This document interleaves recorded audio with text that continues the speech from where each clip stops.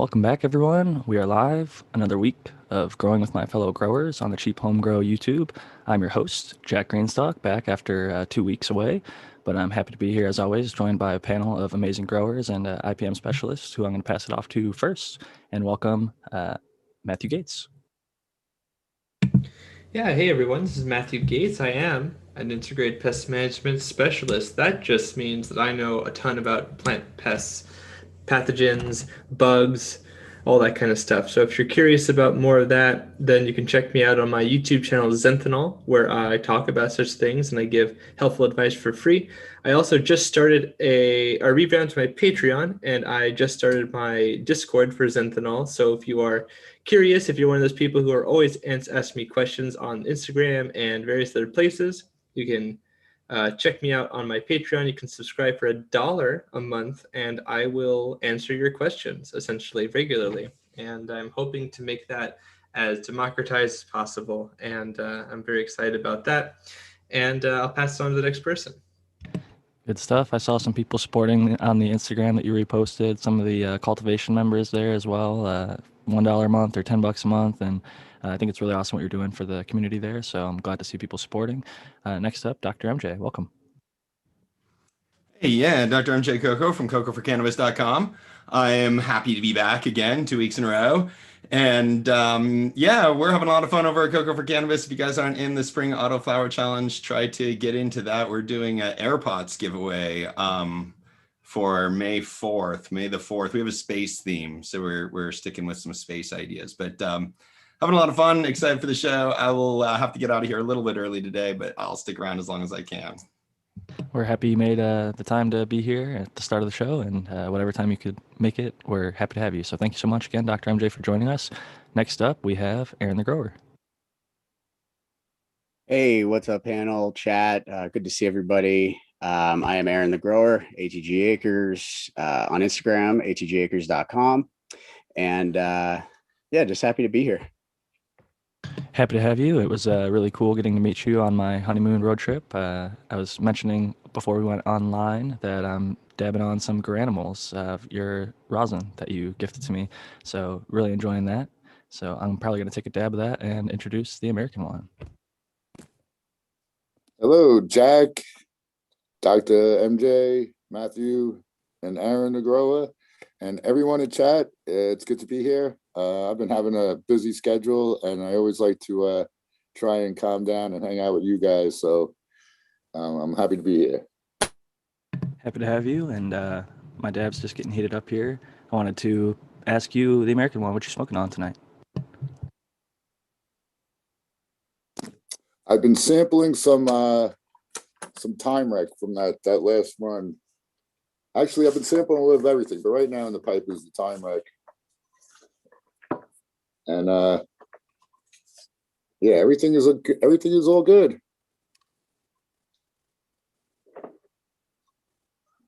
I'll pass it over to and ask Aaron. Yeah, Jack's in the middle of a big rip there. He's Dude, that Puffco. Oh yeah, his Puffco, by the way, is absolutely savage.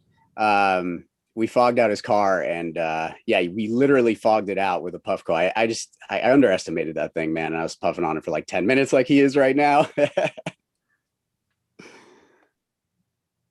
Good times. What are you smoking on, Aaron? Well, I'm trimming on some Mac 4. Not smoking right now just because the baby. I took a fat dab right before I started, but that was Garanimals. So I'm equally high as Jack right now. What's up, Spartan? On the same high there, and wanted to give Spartan Grown, who's a Mac fan, a welcome in and give a second to introduce himself. And what are you smoking on, Spartan? Jeez, I just sat my ass down. I haven't smoked on anything yet, but sorry about being slightly late, but I didn't realize the time. I was doing last minute transplanting. I was taking stuff out of my clone dome. So important stuff, but I'm Spartan Grown. You can find me on Instagram at Spartan Grown, all one word, or you can shoot me an email, spartangrown@gmail.com. if you have questions. Other than that, I've been actually trimming on Mac 1 all day today. I just finished, so that was cool. So I'll probably be smoking on Mac 1, and I'll probably be smoking on Spartan Glue. Those are the two that I've been smoking on already today. Good stuff. I just want to remind everybody in the chat to click on over to the live chat so you don't have any of the messages filtered. I was looking over at my laptop and phone earlier to make sure that I do that so I could see all the good people who are with us already. Thank you, everybody, for joining us again. And I guess next I'll ask Dr. MJ, what are you smoking on tonight if you are indulging with us? I just, when you started asking this question, I was like, shit, I don't have anything ground right now. I mean, that's always my life. It's sort of like I grind up something and I got a bunch of stuff in the grinder and then I'm happy and then I'll smoke on that. And then I'm kind of like running out. And I feel like when the grinder's running out, like I'm running out. Like I kind of start rationing and packing smaller bowls and just so I don't have to grind again. So I had to grind up some, and I'm working on trimming out some of the same stuff I smoked last week, some of the Shining Silver Haze now. I just finished the grind of the blueberry, which is kind of my favorite right now, but I'm smoking like all of it. So I'm going to try to sort of ration it out a little bit more and smoke on some of the things that are less favorite. That's one of the perils of being a home grower, I find, is I have to like force myself to smoke some of the strains that like aren't totally my favorite strain. Otherwise they just kind of accumulate. It's easy to go through your favorite ones first and then have an empty jar of that and then a whole bunch of the other ones that you don't It prefer as really, much. and I'm pretty good about like not doing that, but it still happens. I definitely smoke all the smallest buds first. So I always end up with the biggest buds like left at the end of the different things. And when I'm running into like only having bigs left, I really try to like force myself to smoke other things. I think that's also a nice benefit for your cure because like the smaller buds are typically dry Yep. a little bit sooner and cured a little bit better. So as you smoke through those, the bigger buds actually cure out a little longer. So you get a little better flavor sometimes and actually let those buds cure out. Absolutely. That's part of it. The other part is I just prefer the bud that's been cured a little bit longer. So I want to keep the best bud curing longer. And when I'm kind of like just, smoking something maybe a little bit, I don't know, I consider like a month of a cure a little bit early. Then I'll just smoke the smallest buds and the buds that I don't care as much about, basically. Save the best stuff for last. I think on last Save week, the best strains for last, man. I go through the best strains, it seems like first. Like I fall in love with strains and I just smoke so much of that one. Then I kind of run out and I have to switch. once you find it, it's one of those things. Sometimes people will monocrop and just get a bunch of it in that run, or just grow a few more plants of that plant. But there's always one. It's always shifted though. It's never been like the same plant twice. It's funny because Shining Silver Haze that I'm smoking here now.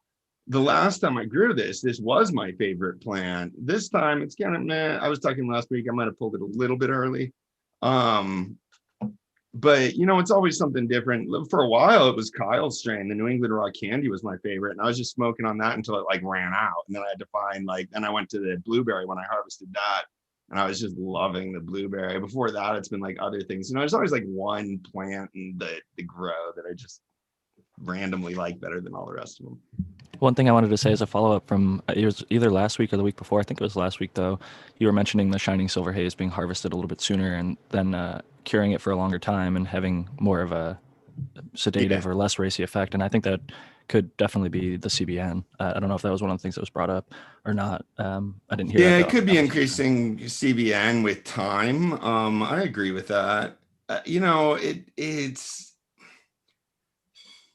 I don't really think that that's true. I'm sort of wondering what the cannabinoid that was unpleasant, or I would imagine more terpene, more racy was earlier. Like a terpinolene that was in there or something that like flashed off at like 68 or 75 degrees, that the monoterpenes that stuck around that were a little heavier maybe were more pleasant for you than the earlier into the cure terpenes. Sometimes are harsh on your throat.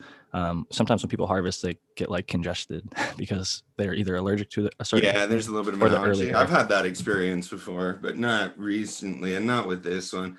I don't know. It's kind of a little bit of a up strain to begin with. And I grow it for that reason. I really like this sort of daytime sativa strains. But if you miss them a little bit, they definitely get to be a little bit too racy. Yeah, but you have to know how long it takes for THC to turn to CBN offhand, Jack? Like it's not a regular storage. Yeah, it's like a half-life situation. So there's so many factors that weigh into it. The main being heat and light are the two that primarily, like oxidization as well. So oxygen getting to the So those Jack, three are the big three to my knowledge. I think there's another one, maybe even pressure. But go ahead, Aaron. what do you think of that 8% CBN RSO that I gave you? Did you try that? I had a little bit, and it definitely helped with sleep. It's very good. It was a different ratio than I would have expected when I just got a little vial of RSO from Aaron because he's a great dude, and he's like, "Oh, by the way, I have lab results," because normally I don't get that unless it's like from the legal market. So it was cool to see after the fact, after I tried some, and thankfully I had been taking it. Usually my go-to when I get new RSO is to take it in the evening, because that way if it really like kind of whacks you or like incapacitates you, makes you really tired or sleepy or just feeling like really fucked up, then you can just go to bed and not have like work to do, like as if I woke up in the morning and tried to take it. So I'm glad that you actually sent the result and kind of confirmed that there's a lot of CBN in there to, if I take it during the day, take smaller dose. Yeah. And we've focused on CBN in the past, and the way that we do is we just age weed. So like a year, 2 years sometimes. And the results have never been 8%. That's the highest testing we've ever had. 4 and 6% recently were the highest we've gotten, and 8% was just unreal. And it was just super old Keef and Bud. And it was still just 4 and 6%. So like not much THC really turned. No. There's you looking? 35% THC as a Delta 8. Right, but I'm saying, yeah, it didn't convert to CBN really though. Only like 4%. No. So you got to think about it like this: if you have like 10, I don't know the exact ratios, but let's say you have 10. It's going to be like a 1 to 10 breakdown. So 10 parts THC breaks down into 1 part CBN. So for every chunk of THC that breaks down, you get only a little bit of CBN out of it. Okay, I got it. Yeah, the conversion ratio isn't perfect, I think. Right. Like There's the a whole bunch of other THCA goes to compounds. THC, and then THC turns to CBN. So you have to decarboxylate Aaron, it. Are you looking for CBN? I am. Okay. Talk to me later. Well, Want to buy a sundial? What is the appeal? For the sedative effect, it's Strong pain relief as well. Yeah, it just tends to have the best impact for my patients and the people I work with. So, yeah. Okay, I will talk to you about that. I mean, CBD, I think, is usually a preferred alternative to CBN for most of those issues, but that market's kind of flooded. CBD never helped me sleep. I'll say that. CBN always has. Me put too. You down, Same I here. bet. Yeah. CBD tends to give me anxiety. I'm weird like that. Hold on. CBD is sometimes isolated from THC. It's very rare to get CBN isolated from THC. So you guys are dealing with probably an entourage effect that wouldn't be there if you're taking just like pure CBD without a THC issue. So we're talking about a combination of CBN and THC and CBD and THC. And I think CBD and THC will help you sleep as well as the CBN does. Not my personal experience. 3 or 4% CBD too. So you're right, Doc. This is definitely entourage stuff. But I have taken so much of this RSO that we make here, and we get the lab results for every batch, and it's like usually a very particular effect around 4 to 6% CBN. I get really sleepy, but now like this 8%, I take the same amount and it's super psychedelic, and it might just be mixed with that Delta 8 or what, but I get trippy if I stay up, like taking too much Dayquil trippy kind of thing. Does it also make you sleepy? It totally does if I lay down. Yeah, I have another blend that has 31 strains that makes me sleepy for sure. It's called Lights Out, and it actually only has 6%. It's yeah, exactly. But it only has 6% CBN. So it is definitely an entourage effect, but that CBN it packs a punch, man. 1% CBN is extremely noticeable. Like in a flower, if there's 1% CBN, it'll be very sedative. The thing with CBN, I've had tested flower with ratios of CBD. CBD personally is not the medicine for me. CBN, I make RSO myself at home using the coffee mug warmer, and I'll just let it sit on there for days at like 2-3, over 200 degrees. And I haven't gotten it lab tested, but the RSO that I don't give the heat treatment to versus the one that I do, and it is every single person I give it to, I don't even necessarily tell them like, hey, this is a sleepy RSO. They'll all say, holy shit, it knocked me the fuck out. And for like 8+ hours, I think the heat and definitely time will definitely make it a lot more sedating. And CBN, from like all the lab tests I've seen, you're right, Doc. It doesn't typically show up in flower unless it's like extremely aged or got hot. So maybe that wasn't the transition. It could have been the terpenes changing as well. But CBN is definitely super sedative. They've even like got like 1-to-1 caps now that you can get like THC, CBN. I wonder if some of that imported shit we used to get would be high in CBN because of the transport and the time it Absolutely. took. So it'd be really high if you still had it too.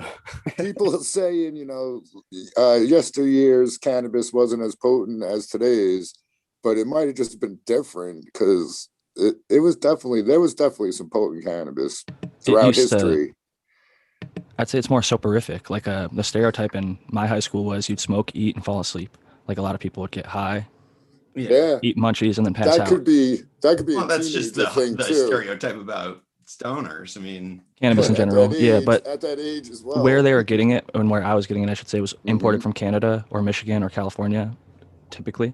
So it had traveled, and a lot of the stuff you could see, and even like when I worked out here in a delivery service, we had cherry pie that was like last year's harvest. And that's when I started falling in love with cherry pie, because although it was a sedating strain every time I tried it, when it was last year's, it was like almost gold. Oh yeah. And it had gotten super ambered out, and everything, not everything, but a large portion of it had gone to CBN. THCA is white, CBN is like a red, and THC tends to fall anywhere in between there. Seems like pure THC is clear. It's colorless. Like if you see a THC distillate, it should be yellow clear. Though. Like 99.9% can be like a yellowy gold almost. It gets purple too with the anthocyanins. It's hard to get it all is the the way color, out. Matt. Oh, that's what you were talking about. In the resin gland itself is clear. Like I could see CBN giving it that amber look.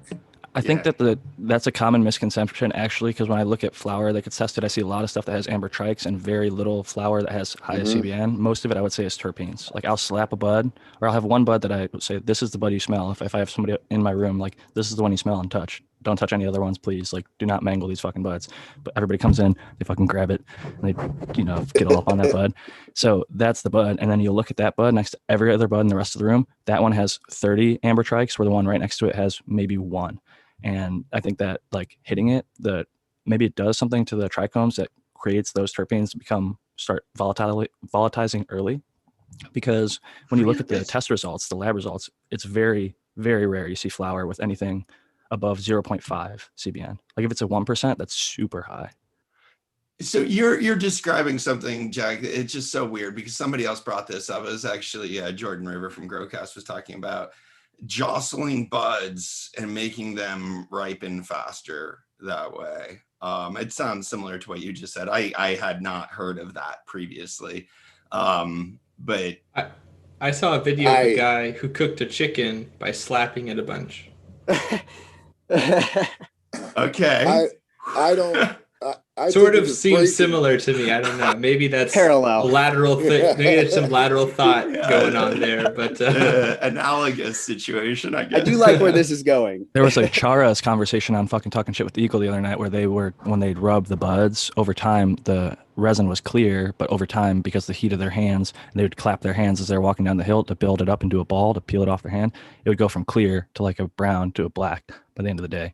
And there's dust and other shit in there as well, but there's some level of heat. I think you're just breaking the trichomes and they're degrading on the fucking plant. Excuse my French. Yeah, it's like a stress. Like when the plant gets eaten, right? If an animal came and eats a leaf, it starts giving off certain hormones and stress response. And I think the same thing is if it's getting knocked in the wind or rustled against, the trichomes are going to respond a certain way. Dude, stress gives maturity. I've seen it. I think you're just hitting the glands. Flip to flower early from stress. I've seen plants finish early from stress, and it can be any type, dude. It depends on the variety, but that's why a lot of small pots. Right, but are you thinking about one cola versus the other colas?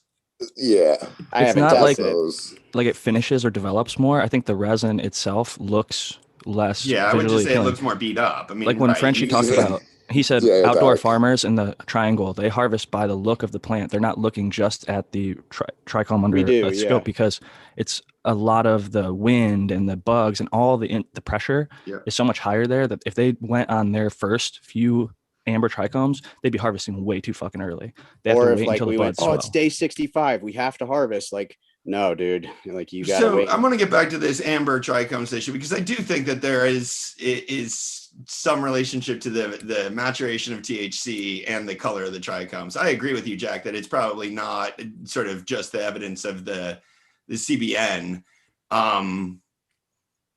But I still think that there's a degree where the early stages of the CBG becomes THC, it's very clear. And as it matures, it gets cloudier. Mm-hmm. I would 100% agree with that, especially with hemp. You see it, like the CBD is there earlier with CBG, and if you let it go too late, THC begins to develop, and the clear to cloudy is what I would say is when you're seeing a lot of the THC development, depending on the type of cannabis plant. But what most of us are growing is the THC varieties, like the high THC varieties. When they do, I agree that you can look at a lot of like, even I'm not a big fan of greenhouse seeds, but if you go back to their old videos, they have like a ticker, almost like a stock ticker rolling across the bottom. They're like week 4, week 6, week 8, and they'll test, okay, this is 11% THC. Now it's 12%. Now it's 16%. Now it's 20%. And they show you each week how it develops. And I think as growers, we all sort of naturally, I think there's a reason so many people harvest based on the resin indoor. I just think outdoor it doesn't necessarily work as well, because I think, like I was just talking about, when you smack up a bud or when the wind is beating it up, the resin gland doesn't stay as pristine as it does in a grow room where the conditions are as perfect as you can get them. They got light airflow and it's as happy as you can make it. Yep, I agree with all that. And hopefully that answered. I saw some people questioning some things in the chat. I wonder, hopefully that helped clear up that. If you beat up the trikes, though, they can still continue to swell and grow, or once you beat them up, that's it. They're just they're just degrading when you beat them up. That's why I don't want people touching my buds. I think there's a tipping point, dude. Like a certain amount, they're just gonna go faster. And at a certain point, it's like, all right, then I'll just fucking skip the plump and go straight to the finish. Oh, okay. See, now that makes sense to me. Like, if you it's an crush art. a few, yeah. All right. I also think it's kind of like those plants that if you like touch it, they like crinkle up, and it's not like a zero sum game. Like if you touch it, now it's fucked forever. Like I've looked at the trichomes under a microscope and tried to look at the same bud over and over. And at the beginning of the morning, like certain trikes, they'll be closer to the plant. And then in the light, they kind of expand away and they kind of have an ebb and flow. And I think when you kind of wrestle or like wrestle them up, you can kind of shrivel them in and maybe damage some or do some sort of impact. But I don't necessarily think it's like permanent. You can actually take the trichome right off with your hand. You'll see a lot of time like resin on your fingers. That's because you literally took the trichome right off the stalk. Yeah, we got to stop doing that. I don't think that trichome's going to continue to plump after that. Right.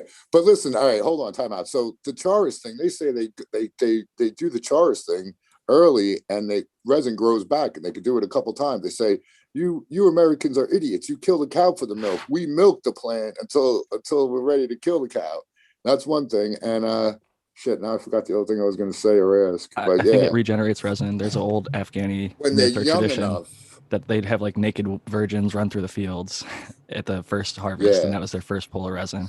And like you're saying, like the resin does come back, and I've tried to make charas on our like homegrown plants. There's just not enough plants to make charas, so like I felt like, oh fuck, and I'd put them back in the room, just let them grow and finish. And I think some of the trichomes too, but it's much better to not be mangling your buds with your hands for sure. I feel like it's not the most efficient harvesting practice. No, I would think it's not either. And charas sucks. Like just flat out, it's not worth it. I'd rather have the good. The plants grow very quickly too. I mean, I don't think it's quite the same now. It's not that hard to grow a plant again. It was out in the sun too, in like different country where they were mostly doing it. So those plants probably regenerate branches like during their season, perhaps. Well, and if you look at like a commercial op like Spartan Groans over at Mint and Canico, I bet you what they collect out of their trim bins is like akin to some of the dry sift operations in some of these countries where there's like a group of people on a mountainside that just harvested half an acre and they're trying to like shake this stuff out. What they're doing in an indoor grow room with thousands of plants, I see some of the stuff. It's crazy. Was it somebody in this? It might have been this show that was talking about they were a commercial entity and they would have the trimmers come in and trim. And they weren't collecting the trim bin stuff. That was Brandon. Wow, dude. That just wasn't worth it, right? Piles and piles and piles. They didn't consider it.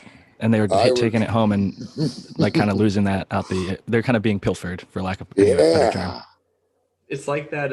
It just reminds me of that analogy about like if Bill Gates is walking down the street and like he drops $100 on the sidewalk, but like he makes thousands of dollars per second, whatever he's doing or whatever his net worth, whoever you want to insert in here. It's like not worth it for him to like bend over and to go to like the important meeting he's going to go to or something. It's like, I think that's what I remember Brandon saying, but maybe I've misremembered.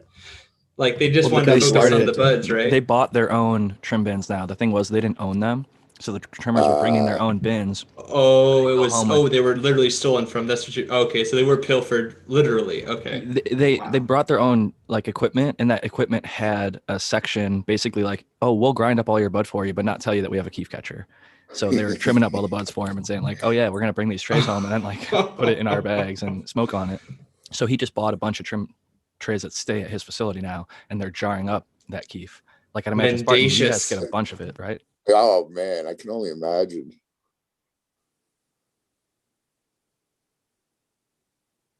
All right then. I was waiting for Spartan. I was gonna see if he was gonna jump in there. Spartan, I was going. Sorry, I'm fucking high, so I'm slow today. Good. Yeah, we just collect it and throw it in our trim, and then it goes and gets used to be made into concentrates. And that's why shout out to 5 Star. That's why they have all that fire concentrate, because it's basically dry sift. Well, that makes your returns pretty large, and you guys, make money off of the concentrate. So it all comes back to you in one way or another. So that works out. I just know when you see it, like I'm sure comparing it to your home operation, when you see all those turkey trim bag. trays. I don't know. It's probably a ways back now. It takes some digging, but on my Instagram, I have a turkey bag full of fucking dry stuff, dude. It just fell out of the trim bins. It's stupid. If it weren't for that damn metric, you guys could slip some of that down to Dank Man Dan. He could turn that some fire ass rosin. I'm sure the processor 5 Star you guys have is doing a great job with it and the trim as well. Do they wash it or blast it? What's their process? Do you know? Yeah, I think they're washing it. They might blast that actually. I'm not 100% sure, because we throw that in with the trim. I don't think they're washing trim for sure. It's probably all blasted. Honestly, one of the best things about cannabis is that it's so and everyone here can attest that makes it such a positive plant for home growing, is that it grows so dang fast. And I've talked about how much I love that about cannabis in general. But yeah, like unlike a vineyard, you need like tons of space to make wine, or at least grape wine. But with cannabis, you can just kind of grow a couple of plants, as we know, and supercharge them and be like fine, and get the amount that most people could use in a pretty good amount of time. And then you can just grow it again, right? Like it wouldn't be difficult. Yeah, there's so many approaches. Some people do the perpetual harvest, and then you've got the people that do one crop per year. Like here in California, you can grow 6. They'll grow 6 plants in 100-gallon pots. Shout out to Sungrown 707. He's usually in the chat. I visit him as well on my little honeymoon road trip, and he showed me his garden, and it was just 6 100-gallon pots. And he showed me one of the stalks of that plant. He basically has like a cane, like it almost looks like a baseball bat. It's so like fucking thick and club-like. But that's his medicine for the whole entire year, and then some. And he can be generous with people, and it's a beautiful plant. And I select for the faster growing. Like I've got some Donnyburger right now, and Amy Aces. And what I was selecting for after I got my sex test back was who grew the fastest from the seed, who's the healthiest and most vigorous. I've got like one Donnyburger that I didn't even sex test because it was so runty. I just kind of kept it alive because I'm like, we'll see. If I was making sure I had enough females to at least get one to flower out. But then now I've kind of got this one just kind of like awkwardly sitting in the corner of the room, still in a solo cup. It's like not as bad as the American ones. What's the update on that plant, by the way? The American one, you've got the fucking I still got it. Spiral plant going. Today was like the first day where I felt the heat. I'm ready to start hardening it off, putting it outside. Chocolate chirps when? Say that again? It's a chocolate chirps when. Oh, I don't know when on the chocolate terps. I got to start those. But I got a mutant plant, and that was a question I missed last week. Someone said ask Think Angel about the mutant plant if he thinks it might be a virus of some sort. So I'm gonna go down and show you guys the mutant plant. And this is my favorite plant of yours that you do updates on, even though you were one of my testers and grew some fire ass velvet punch. I love it when you do the update on this crazy ass plant because it's like 7-8 months old now, and it's like less than a foot tall. And probably has like 100 nodes. It's changed now. It looks bigger, but yeah, it is the most bizarre. That's why I haven't I'm gonna spotlight you. Killed it yet. Let me pin myself so I can see what I'm showing you. And yes, I will do the old. All right, so yeah, this is how. It doesn't even look like cannabis. It does look atypical. Oh yeah, it's definitely. Wait, is it behind that cactus right there? Yes, it's atypical, Matthew. It is atypical.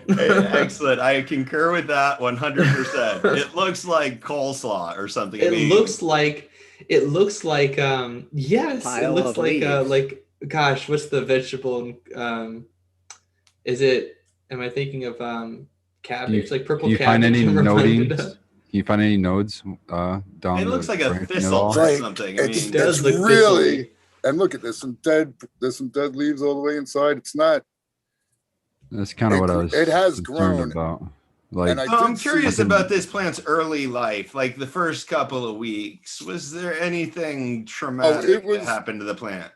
It was a mutant from birth, so He had other ones. It's butter I had- cheese, and he had other ones Yeah. that grew normally next to it, side by side. Yes. So that should be thrown I out That's there. odd. I harvested and collected those. I harvested them twice. Yeah, I got think this cuts. is. I think you got a mutant for real. I'm usually think very so. suspicious of like actual things that happen. Most of the time, the people end up with runts. I think it's something that happened to the plant early in life. It's not the genetics of the plant.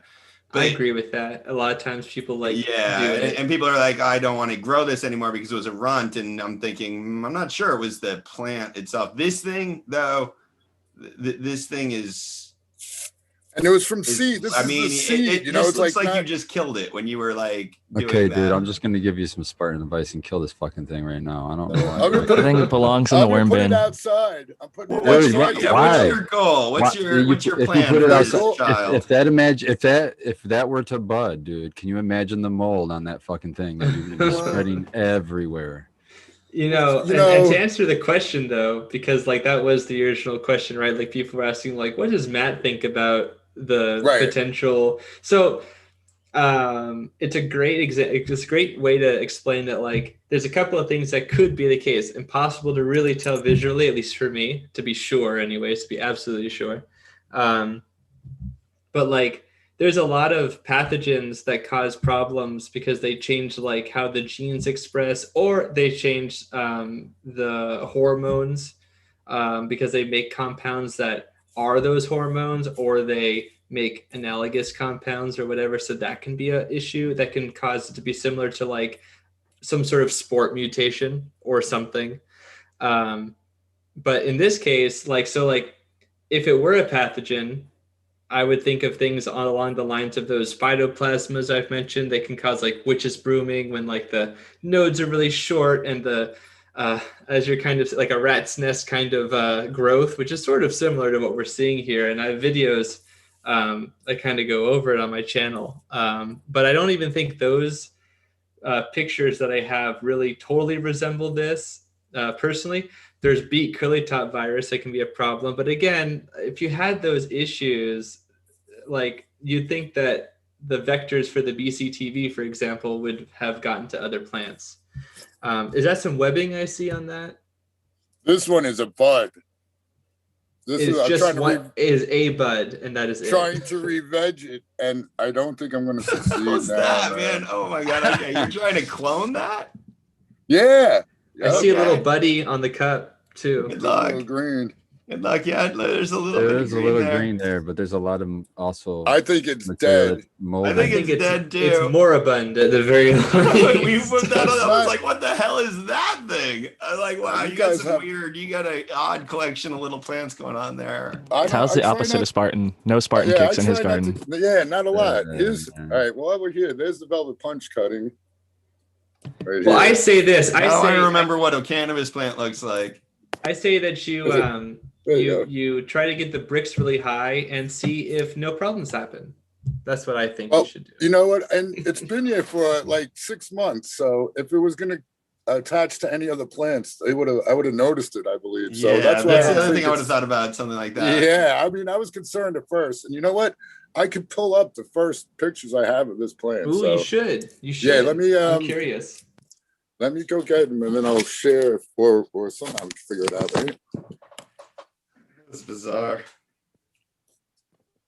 Yeah, so there are pathogens and mutations that can cause this sort of formation in cannabis and other plants, and it's one of those reasons why you can't always know for sure visually. You'd have to get tested or something. But yeah, the fact that like other plants didn't have it makes me think it's less likely to be hereditary, although and I'm sure Dr. MJ, you can back me up. Sometimes not everything gets the pathogen, right? Like sometimes only a couple of them get, depending on how it gets transmitted, if it's a vertically transmitting pathogen or whatever. Yeah, if it's vertically, I think it's something that's vertically transmitted. Just because it started at birth and it didn't affect the other plants locally. So it could be something, a virus that was vertically transmitted. I'm more used to, I guess, thinking about just mutations. I mean, hop latent viroid is in vogue, as I love to talk about. So, I mean, but like even then, that's sort of, the latent is usually the indicator that like you're usually not going to see a massive symptom. But if this is six weeks or 6 months, but it could be six. He says 6 months. 6 months. Right? He's already harvested the other plants that were popped from the same seed twice. Yeah, I don't know why you would hold on to something like that. I don't know. That's so interesting. Well, Curiosity. People have geranium, Spartan. I don't. You know, that mean, belongs in a museum. You don't understand. Come on, Matthew. You of all people are not going to say that I could fucking have a. Yeah, no, you're right. It's a potential bank. Oh my God! If you're going to keep it somewhere the fuck else, not by your cannabis. Yeah, put it in quarantine, right? Yeah. Wow. Yeah. Well, if it's been healthy and not like contagious for a while, it's probably fine. I agree, though. I wouldn't want to flower it because I say if you want to really if you really want to help the scientific community, Tao, you should take another sacrificial plant and just like, put the leaves together and just really like rub them move up it around, because hop latent viroid. Here's a thought, just a random wild thought. What you're trying to about a little pruning now, man? You guys don't. You're trying to spread it even worse. You guys don't know how to live on the edge, man. Come on now. Maybe not. And curiosity, you guys would just kill that. It's such a freak. I couldn't. Yeah. No, I wouldn't have killed it, but I come on now, people. Dude, I'm with you, Tao. No, fuck that. All right, Keep that thank shit you. around. And send me a cut like if you oddity decide plants. to kill it. And I grow plants because I enjoy growing plants. It's fun. Let me After give me 6 months, it's this tall. It's the new Mac That's one. Y'all keeping that shit. Y'all keeping that. It's the new Mac, Spartan. Okay. So listen, when I get that plant, that grows 6 feet Super in a Mac. week.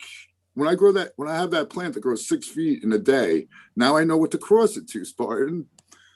Super F1 I want to bigger. see the progeny of Cross it this to the plant. You're leaves? right. What the fuck you gonna cross it to? It doesn't even have fucking I don't even know if parts, it's man. Here's what I you don't do. think Spartan. that parts. Listen, You let me. get It your honestly hands looks on like a some- re-veg nightmare, but Now, it's just listen, I cool don't- as a novelty, bro. I like looking at flowers in my yard too. It's you a know? novelty. if you had It's like growing a fern. Tell me you can't. Yeah. You gotta tell me its function. A flower is good to look at. I agree with Cause that. What's the looks function like of that? listen, It looks Here, like you know what you fern.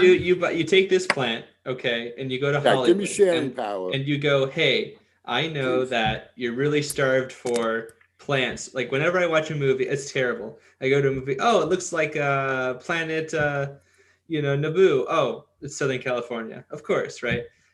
Those oak trees look really look very much like these plants from some moon and some universe and some TV show. Bring it to them, paint it a color, and be like, "It's your new alien plant. Give me the 100,000 K." Do something like that with it, and maybe It's already Instagram famous, so I think that the justification for keeping it alive. I never put it on just not in your Instagram room, yet. dude. Just I never keep put it it on alive, not in your Instagram yet. bedroom. Agreed. I agree with Spartan. Get it out of there because it's Let probably me ask you gonna guys cause something. problems. Even if that soil's just been sitting there. I mean, what do you feed again? I'm all natural stuff. Let me All let me right, ask you probably guys all right. something. Are you sure? Do you guys love? It's like you guys don't even love your plants. Do you have 5G? We love My you. God though. Almighty! Listen, if one of your kids came out not right, all right, that's Dude. like you guys have no love for your plants, Dude, man. I'm really Spartans ashamed say of this- eliminate. I'm ashamed of this So- panel now. So I'm gonna tell we you- just I'm gonna tell quarantined you, that Kyle, one out in the yard somewhere. That's the one Bro, we keep look. in the basement back. I respect your lock it up in the opinion. Lock in the basement. basement. I respect your opinion, bro, but you're projecting your beliefs on your plant, and the only thing I know how to deal with my plants is how they would be dealt with in nature, and that's survival of the fittest, not the worst. I didn't baby that thing. It's growing on its own. It's not growing, dude. What are you talking about? It's growing. It is growing. It's just growing very slow. No, it's growing. I mole. say you cross it with like Can the be growing Australian mole. bastard cannabis That's and my whole plan the was- duckfoot and the It all of doesn't those look other. like cannabis. Right. It doesn't look like cannabis. dude, So I the plan from the beginning is I'm going to put it out in the yard and show it off to everybody. That's There all. you go. But you're not worried about it like just breeding botrytis or something and just spreading No, spores Spartan, all man. over the place? No. Getting tucked through your fans and shit. Even botrytis doesn't want it, Spartan. Okay. Okay. Well, let me put I it don't like know, I this. can't Not speak gonna- I just for it. don't. No, I'm not saying kill it, Well, man. would. If you love it, that's great. But I just still I wouldn't put it in my veg. It's a risk, man. It's not worth risking your whole garden over. Definitely could be a Plant it biosecurity in the risk. yard. Hey, has it shown sex yet? No, Is it it's female? not It even. hasn't I don't shown even know if anything yet, dude. It hasn't even It shown hasn't growth. even clearly shown that it's cannabis yet. Okay, Apparently. I don't know if it is a pretty I don't know if cactus. That's kind of what I was asking when Yeah. I was asking you, like if you could find nodes to see if you could find any kind of a. Yeah, I don't even know if it might not be able to even sex. I don't know. I'm gonna put it outside and see if it could get a little more bulky. But it's There been you under go. 18 Just hours. hours test. of darkness. It's been under 18 hours of light. Yeah, but Put it under there's 24 nothing- hours of darkness. Just there's like black nothing it out for a there, day. man. At what point are you putting something like on life support that should have died a long time ago? I mean, at what That's point what I'm are we- saying. That's a I'm not giving philosophical it- question. I'm not giving it any special training at all. That's what- Does you it know, have I a do didn't- not resuscitate agreement? I hope so. Oh yeah. That the other Savage, one, Spartan. the one that I tried re-vegging as a clone bud. I don't know. I was praying. It doesn't look like it's going to make it. But here, let me show you guys the beginning. To his of that credit, the plant. early autos didn't look Hey, any this- much better than those fucking plants. I'll say that. That's The true. autoflowers of the early days. look- Siberian ditchweed is what they call pretty it. similar. back then. Smart Poker has a good idea. He said get one of those sex tests, and you Oh, can still yeah. sex test it that way. Do it. I'll be Yeah, like, That's I'll a throw down fucking damn good $10 on idea. that, dude. I'll Yeah. throw in down the $10. chat. I definitely will. That's a brilliant idea. So, am I sharing the screen right now? Then if it's No, you haven't not. yet. You're Oh, host, but you have alright, not hold shared on. the screen. So if it's a Um, male, you're gonna kill it. No, I'll Breed it to I'm- some ABC. I'll send you some seeds from Well, you Full can- I'm a Duplex. dick. You're I'm gonna let it addicted just seed to it. out the whole neighborhood, is what you're gonna do. Come on. Dude, I don't think Just don't that come thing- near That's me. the with- plan. I don't think that thing can seed itself. Here's like- a seedling. I think Yeah, you could here's- harvest it and make a salad. Ooh, There yeah. you go. This is not what I would call endearing. See, look at it. And here, there was Yeah. two. There was another one that was similar. So that's the one that we're looking at now. The one That's that I have. it. That does look like it might be viral. That reminds me. Now, of there some- was this some other one. So look, this visuals other for one hot was a latent little. viroid can look like that. This was another one of it that was a little funky, but that one branch up there at the top, that thing, I ended up flowering that out. You Did know, you and spray that's the other thing. sulfur on there? Because it looks like there's some white on that front leaf. Oh no, dude, that was just because it was funky from birth. That like rough, sort of like corrugated, like even on the plant as we're seeing it now, like that sort of like corrugation on the leaves is usually problematic. I either associate it with like broad or russet mites, which this isn't the case because it would be dead at that point. But yeah, I will say that I've seen some hop latent viroid symptoms that look like that. Now, usually with the term latent, you know, that ascribes to the fact that sometimes you'll get symptoms until later on. I know you guys all know that, but I'm trying to say that for the chat for those who haven't heard that before.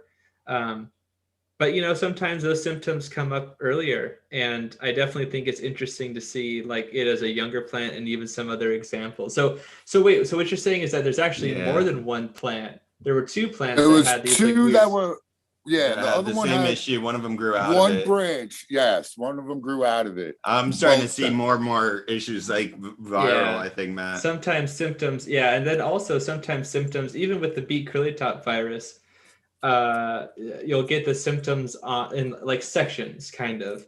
Doesn't mean the whole plant isn't infected or there hasn't been colonization. But the rest of I just- the other one grew fine after after the good part took over. I chopped off the ugly part and it did good. Is there That's something neat. about a That's virus interesting. that it should die quickly though? Well, when you think about it, That's a actually, good for a way to lot kill of viruses viruses, is it's with way fire. more That's what advantageous to evolve to be really virulent, but not really lethal. I think that's huge, and so that's how mutualisms become really useful, because you're both of those things and also beneficial, and so there's a fitness benefit for both. But if you're a parasite, you want to be a parasite that's not super um, Deadly. problematic.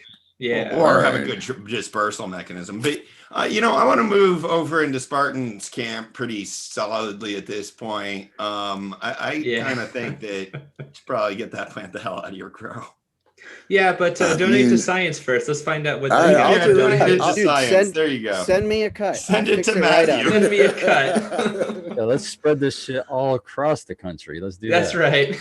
Send it to I'll- me. yeah, All I done by Yeah, in will. Spartan's California. Place. Aaron Sprayed has a bunch those of pollen on clone them. those Plant Clone packer. shippers, yeah. I yeah, got those the phone plant packers. packers. So There you go. So listen, Just send us all I'll- some, and we can grow a cut of it in our own garden. send it And to let's every see if other we can country. save So it. Let's see if Don't it's a send me. You virus. can- you- That's the you cheapest can- way to do it. Jordan's like, don't send it to me. This is the new Dr. MJ Grow Challenge on cocoforcannabis.com. Ape Tao's mutant. Coming to you oh 2021. yeah. The grow Think off. you're a good grower? Can you grow a stunted plant? Yeah, well, we're gonna we got a find out. challenge for you now. Yeah, Tal, in that Yes. video that you were just showing us, how old is that video? all right, yeah, give me a second because I can figure out how old that plant was in that video because Because it That looked pretty much first one- the same thing as what you just showed us. So if it's a It was really old close. video, You need to send that shit to tissue culture and see if you can get it back to health somehow. that was Let's see what March it would grow 10th. like. tissue That was culture, mo- that's a good idea. That was Yes. from March 10th of this year. So it was only a month and a half ago, that video. The Yeah, a one, the month and a half seedling though, ago. the It photo. didn't Only- look like it changed much from what you showed us. Just like 10 I know seconds before the video. it's quite bigger. It's bigger. Yeah, it grew. Is there like, could you pick a meristem? You think you could get tissue culture out of it? Like, could you find like I don't know if I top could find the node? tip to the fuck. Yeah, that's what I'm saying. The top node is like, this thing is so weird. Yeah, you definitely could find the top somehow. If I cut it in half, I could like snip away the underneath to the tip. On the off chance that it's not a virus or viroid or whatever the hell is making it grow so goofy, if you did breed to it, it could be like the Australian bastard or one of these, freak shows where, although at first it was thought to just look different, the guy who bred the freak show actually noticed that it has much better light penetration for outdoor growing and the air flows through it a little bit better, so they have less chance of mold. But that plant looks like it would definitely have more chance of mold and botrytis, like Spartan was talking about, because it's too tight of a node spacing. But I'm really curious if it is viroid, if you could maybe tissue culture it out and see if it would grow at least a little bit more normally, but retain some of the sort of twisted and mutated look to it, because maybe it's part genetic, part It's a pathogen. spider plant, man. It looks like it's just growing a spider plant. That's what it looks like. So if I take You can grow like normal healthy plants that like produce a lot of really good bud too. You can do that. He does that too. Give it some of the velvet punch that he grew. It's fire. I have a couple of those, yeah. But so the good experiment would be, Matthew Gates, if I take a leaf off of that thing and I like macerate it up a little bit and then like I scar another plant and I jab it into that scar, would that effectively transfer if it was a virus? Say that one more time. If I take a leaf off the mutant, macerate it up a little, get it like wet, put a scar on another plant and like jam that stuff in there, would it infect the other plant? You're For thinking some too much. that are Snip, mechanically transmitted, that might be useful. I know that a similar sort of thing is done sometimes to like crudely test if there's an immune response to certain things, but then you can't really tell unless you do more. So in-depth Tal, you Right. could just, same pair of scissors, clip a leaf or a stem of that plant, and then go over to the plant that you want to test it on, like a male that you're not going to use, and then you clip Right. that plant, and then wait a week and monitor it and see if it spreads through the rest of that plant that you use the same pair of scissors on. I think that'd be an easy way, because that's how hop Yeah. latent viroid is typically transferred. And maybe it's not hop latent viroid. I think it could is be probably something else, because it's not latent. This is very apparent. Right. So From It the could very be just a beginning. mutation, though. That's true too. it's true, yeah. Or even Careful just what you cut though, dude. You'd be cutting off like 3 months worth of growth if you're not careful. Little bit, That is true. But I bet like I'm thinking once I put it out in the sun, it's gonna grow. It's gonna be fun to watch this fucking thing, man. I got nothing better to do with that plant and like outside. And like I said, because it doesn't look like it's weed. Like Well, I'll have there's it a right. I'll chance, invite the actually. landlord over. If you flip it to flower, it might snap out of its funk. I mean, that's one of the things that gets a lot of plants to snap out of their funk. But I don't know, man. I think you gotta at some point get back to the whole, what am I trying to do and why am I trying to do it and what are the risks and the rewards? Because on one Are level you telling you are him playing with a little bit to of fire. consider his values? Are you like You're telling me to kill that thing? You want me to kill my baby, Doc? I don't necessarily want you to kill it. Although we all like let's just be real, we all basically kill our plants eventually. Murder is I know we're evil murderers, and that plant has lived longer than it otherwise would have. So in a certain sense, it got a nice long generous like a triple life. Yes, lots of attention, lots of Dude, fame it's a and genetic celebrity. mutation. I think that maybe it's done everything it set out to do in life. It's met its sort of vision of its meaningful life, and maybe it could be, It's a genetic mutation to resist what humans are doing. It's like, if I never flower, they won't kill me. Yeah, perhaps it's smart. Survival. Yeah, smart like that. But it's been under 18 hours of light constantly. Again, so why would you save something like that then? Fuck that thing. You That's probably what people said about the Mac until they smoked it. You guys just don't get No, it. it flowers, man. It fucking flowers, man. You guys just don't get it. You guys just don't get it. You're right. That's why I'm trying to get it, bro. That's why I was asking the question. But I told you from the beginning, if you had a son that came out, God forbid. Yeah. The American one. Let me ask you this. Looking at your plants What's as the best children, shit? it may be a little bit over attachment. Well, I think you guys have under attachment issues. What's How the best about shit you've ever that? grown, though? The American one. What's the best shit you've ever grown in your time growing so far? It was a blueberry back in 2008 outside. Yeah, that was my favorite grow, my favorite plant. That was the one that compare this to that and imagine that this plant you're growing right now is as good or maybe even twice as good. Is it ever even going to be worth it if it takes you this fucking long to get to a harvest? Because you're not going to be able to continuously smoke it. Like it's not a production viable. You'll have like a tiny bit of head stash every now and then if you grow it just perfect.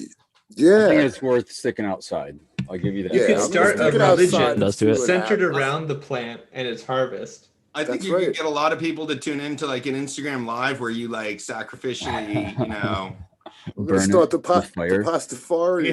Yeah. A sect burned it with fire. Yeah. You got like a flamethrower. What if I do what Doc says? You bring it outside, the sunlight, and then it clicks into flower all of a sudden, and it shoots out branches the size of my arms. What would you guys think about that? We'll wait and see. Yeah. I'll come over and help you. I would think that's fucking amazing if that happens. That's what I think. I'll tell you right now. But still, it's just. I'll remind you that I was a day one supporter. Let it get to seed. That is the opposite of what I'm expecting. That's the opposite. We'll know what the problem is. Right. Listen, if I took 16 cuttings off of that thing and were rooting them to flower them out, then you guys could yell at me, all right? But this one little baby of a plant. But what you don't understand is that my biggest fear is that it's actually got something that could infect the rest of your garden. Yes, I understand. Yeah. So like taking cuttings and all this thing that you're talking about just scares me more. Like, no, I would never do that. I'm not taking cuttings, but this is how I feel. This is kind of how I feel when people are going over to other places, getting land races and bringing them back. It's like somebody's going to bring something with them if they haven't already, and then that'll be the neighborhood. Right. That'll be the ecosystem. Yeah. It already happened. They brought this shit, apparently. Who's the breeder on that? Butter cheese? ABCs? Yeah, seeds? ABCs. Yeah. Yep. So I would ask the breeder if they have any other mutations on that line, because it looked like maybe it was the same seed line that you had another similar mutated in the early stages. Who bred this? Yep. ABC Seeds out of Michigan, I believe. What does the ABC stand for? Nothing. It's just ABC. ABCs, I think. Actually, I could bring it up one. It was a gift from Smiley, right? You got it from Smiley. Yeah. Yep. He likes to get a lot of Michigan breeders and grow their stuff. AB seeds, like. That's cute. I'm not sure if it's AB seeds or ABC seeds. It's like the TH seeds thing with added on. There's like THC seeds. No, it's ABC Seed Company. It's ABC Seed Company. Yeah. ABC Seed Company. Yeah. I'll put it in chat. Just AB Seed. like the letter A, letter B, and then the word seed. AB seed. This is when people Yeah, try to but get so- clever with their I like names that. and they go a little It was too far. Platinum Dosey Too clever. It was Too Platinum clever. Dosey by Cheesequake. So Now, wasn't like- Cheesequake just sounds like a cool name. Well, and you've bred with Cheesequake, Tao. Your Amy Aces that Yeah. I'm growing right now Yeah, is a yeah, yeah. Cheesequake male. that's why I was interested. That's why I actually grew it out because I do. love Shredder in the Cheesequake. comments is like Abe AB normal, like abnormal. Anything That's but the brain- cannabis, ABC, Chiba Young man. Frankenstein. You Already put been an contaminated, abnormal lobster brain- bush bro. American bastard cannabis? Question mark. No, but listen, the ones that were good were legit. That shit was frosty as a mother. So yeah, just pointing out that's not like they're junk seeds for real. They're real deal. It's just funny because I've never seen anyone grow a plant that long and have it stay that small and not Dude, be so- flowering. Yeah, you guys have no idea, man. That's because Tao is exceptional. Yes, you guys don't understand how to work life and love and liberty. So I yeah, gotta grow plants though. Whoa. I suppose it's like growing an orange from seed. You know, the first few years, you're not getting shit for fruit. You know, if you pop that Oh. seed, you're waiting for that fruit tree to start growing and growing and growing.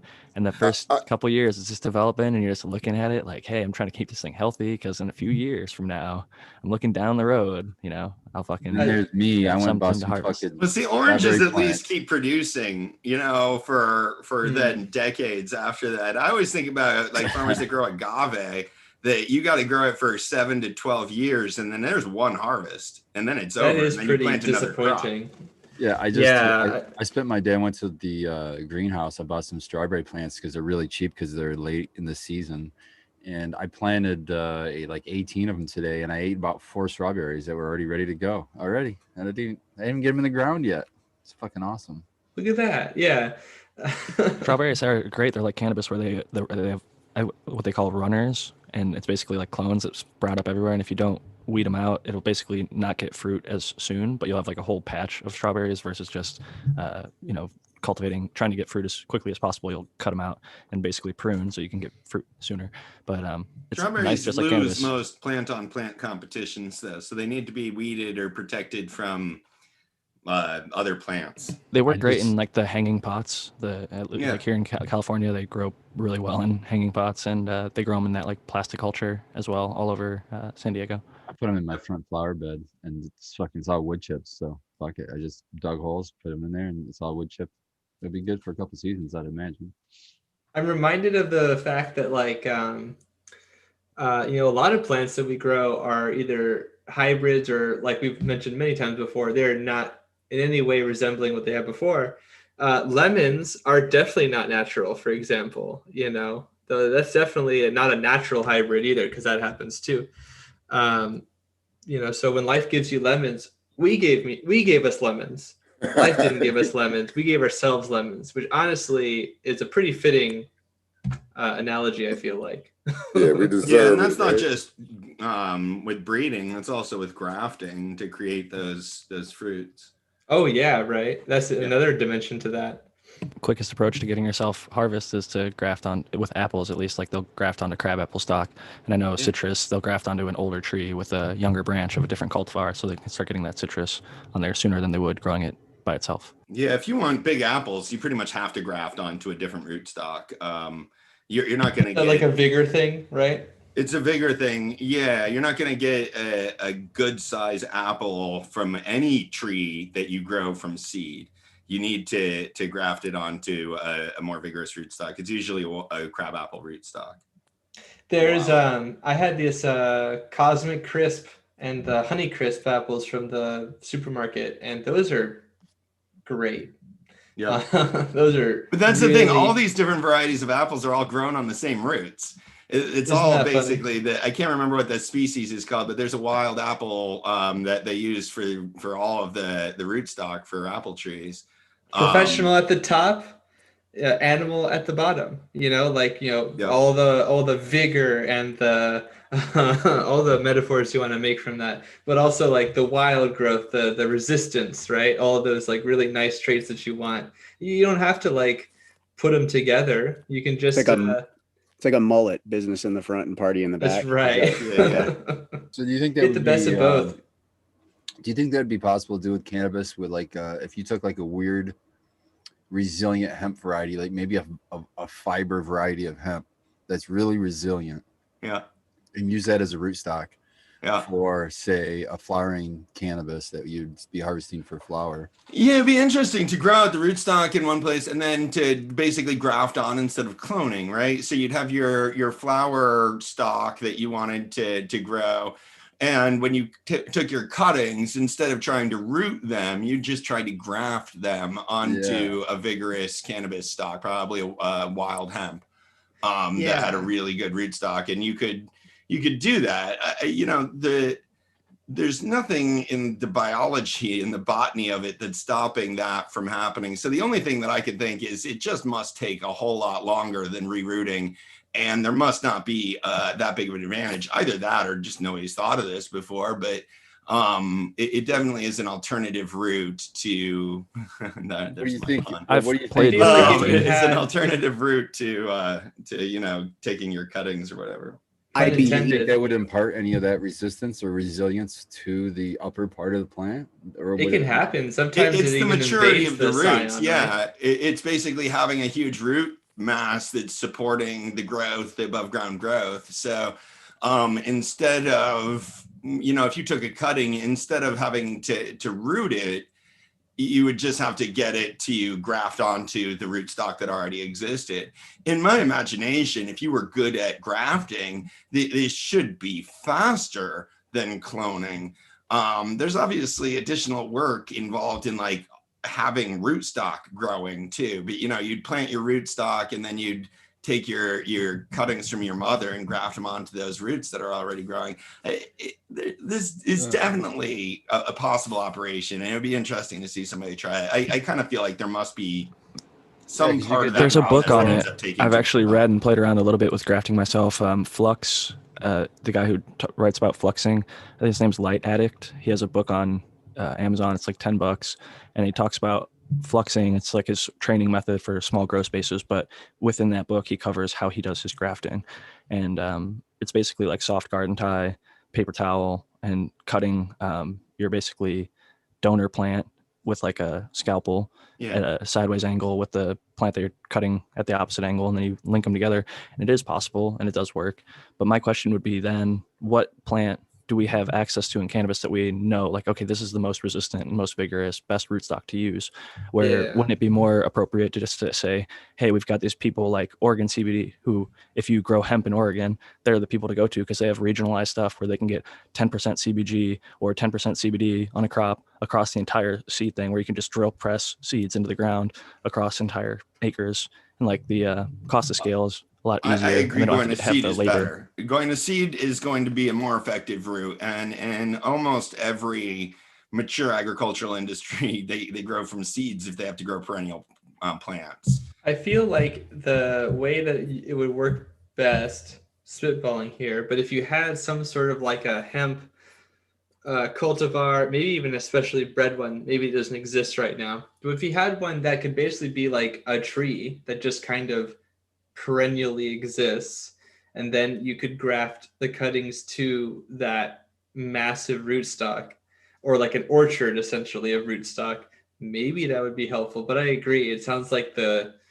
cost benefit analysis maybe doesn't make sense, I especially think since the advantage way isn't even necessarily the species of rootstock that you're going to. It would just be the fact that the rootstock is already established. So Right, I think a exactly. cool way Give to you a do scenario. that. Like you harvest one plants and you cut it down, and those plants have big established rootstocks.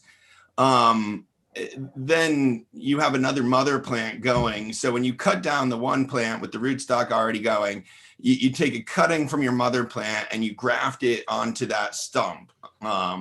And the roots are already there. So you have to wait for the graft to take and for the plants to sort of graft onto each other. But I can't help but think that there's some way to do this pretty efficiently. I think a Yeah, cool well, way like to do it Dog would Doctor be, says in the chat, like since we harvest, you'd have to do it so that like you could harvest the, like it's almost like a what's it called? Like it's an arbor term, like apicing, or gosh, I'm forgetting it. But it's when you like chop all the branches off. Pollarding. They do it a lot here in San Diego to like avoid property damage and things like that. But I think a way that you could pull it off is if you think like, I'm thinking of the movie like Avatar. They have that giant ass mother like tree or whatever. So you make a greenhouse in the middle of your farm. Most of your farm is outdoor, right? But then you've got this giant mother. You have sections of it. This is our GMO section that's grafted onto. This is our chem section. This is our OG section. And you've got that constantly in veg with only so much light needed and only so much climate control needed. And you could, like you said, grow it for more than a year. Maybe if you just keep on recycling that soil, maybe root pruning, filling back in with fresh soil, allowing it new space to grow. You could keep this thing alive for a few years and then work off of that one, especially with like metric, you'd have like one plant tag versus thousands or something like that. So you could have like the ultimate mother plant, and it'd be kind of a cool thing like to tour. You go to this farm and you see all these fields, like there's the GMO, there's the chem, there's the OG, but then you go into this little greenhouse and it's a giant ass tower in this 15-foot, 20-foot tall cannabis plant with a bunch of clones that are all coming off different sections that are clearly marked and labeled. And I think it'd be a cool operation, but the cost to scale it and everything, I don't know if it'd be logistically operational. What would make it worth it is what you wouldn't be spending on metric tags. Right. So now you're just into the sort of bizarre world of the legal regime. But yes. Well, we are a victim of we are already doing that. We are in that world. I understand that. Yeah. We do live in a society. Well, you Still, do. for some reason. Well, you motherfuckers do, not I me. do. Jack knows what I'm talking about. Yo, there is supposedly a perennial strain of cannabis. You guys know that, right? Kerala pretty much looked like it was going to be if it didn't get snowed out over at Mendo Dope's farm. They were harvesting it in January, and that was only because it got snowed on, and it broke from like 18 feet. And it was Just dangling over and still growing with snow around it. So if it would have been healthy enough, I think it could have kept going. But what's the perennial, or what's the one that you're thinking of, Tao? Reunion Island. It's called, Zamal. And there's two.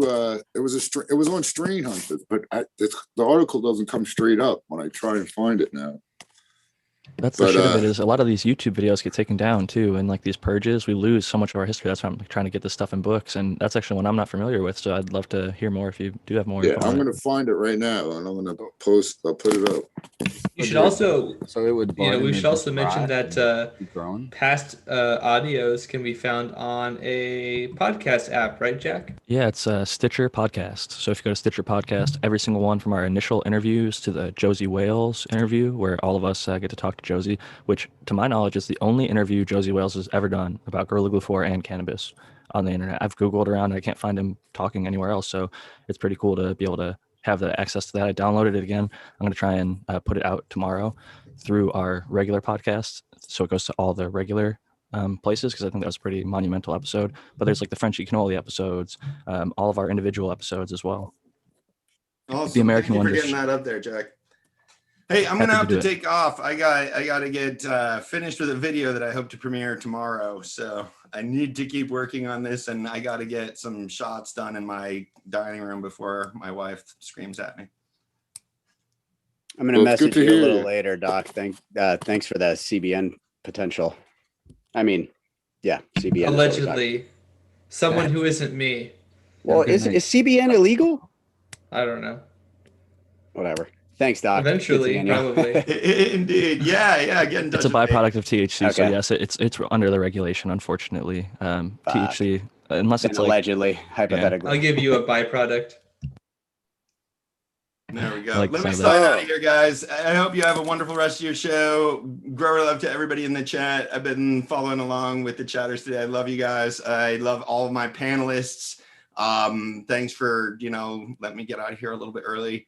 And I will see you guys next week. Hopefully, Grower Love, come in and sign up for the SFAC and get in. We're doing an AirPod giveaway on Tuesday, like in 2 days. And if you could still sign up for that, or update your journals if you are in it, to be sure you register for that. But yeah, Grower Love. Peace out, Doc. Grows love. Thank you so much for joining us, Doc. Always a pleasure to have you. And definitely check out cocoforcannabis.com and all the great things going on over there, from the reviews on YouTube of the lights to all the grow alongs and giveaways that he's got going on. And a great person to have on this panel, and always happy to have him, even if it's just for the 1 hour. He really contributes a lot to not only the show, but the community at large. So very thankful for Doc. And I'm going to go ahead and copy and paste, unless the American one, did you share that over in the YouTube chat or just the Zoom? Yeah, I did. I shared it in YouTube, but I have to make a distinction. It's perpetual. It's not perennial, so it is different. Yeah. But Perennial means multiple years. Perpetual could mean that too. But what's the difference here? right. Well, they're saying that it just continues flowering, and they could harvest it, and it'll just continue flowering, and they harvest it, and it'll just make more buds because it's near the equator where it originated, and I guess it just acclimated to that zone. So yeah, that's what it claims in that article. I would call that perennial, but interesting. Well, right, I guess, yeah. I don't know, but it's labeled perpetual in the title instead of perennial. So. Wait, so it's perennial if it flowers and then veges and dies and then comes back, right? This just continues to flower and flower and flower and flower and flower. Yeah, I think so. That's different. Yeah. So now this says the perpetual cannabis landrace allows the growers to chop off all buds, leaving a small skeleton. So basically, sounds like setting up a re-veg. Right. Stem and branches. Few weeks later, new growth slowly begins to show. In a matter of days, the plant is boasting vegetative growth again, to eventually start flowering again for the next crop. Dude, true perennial.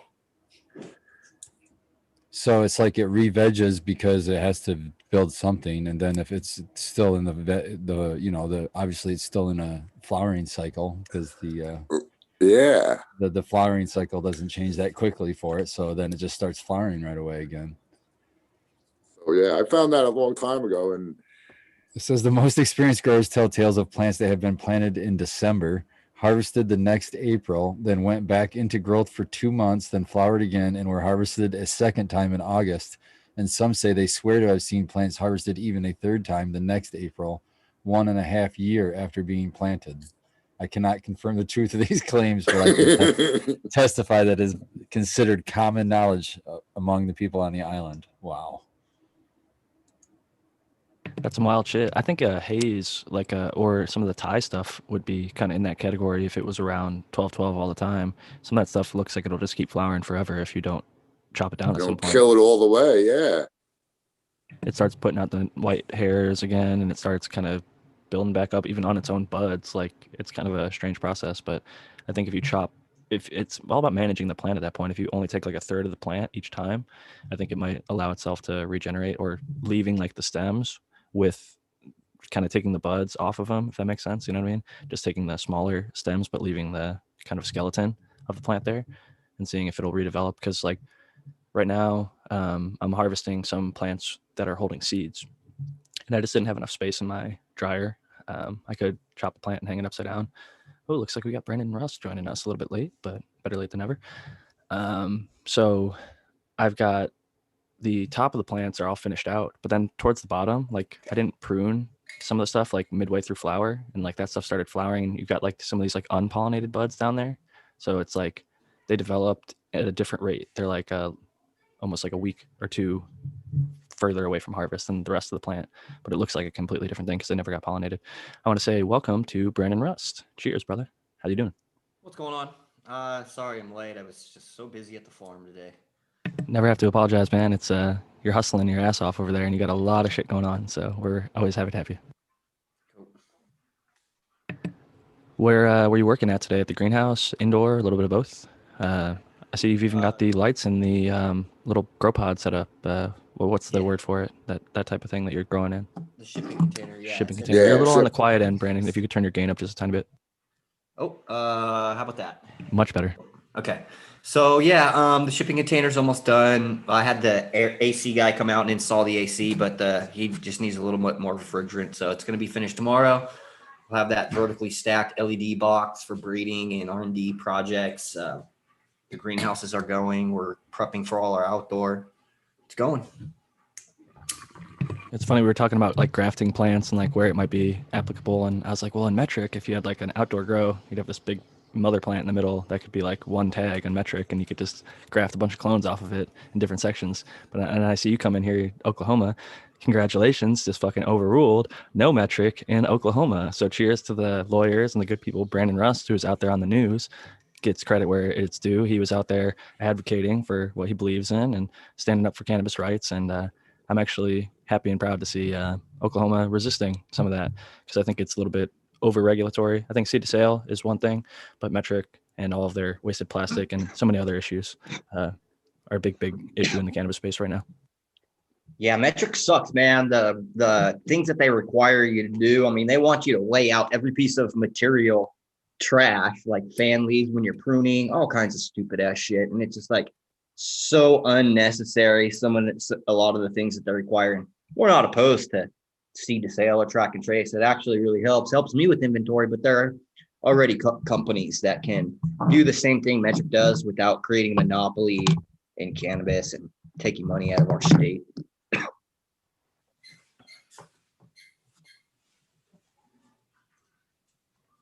I agree. I can't fucking wait for metric to go the fuck away.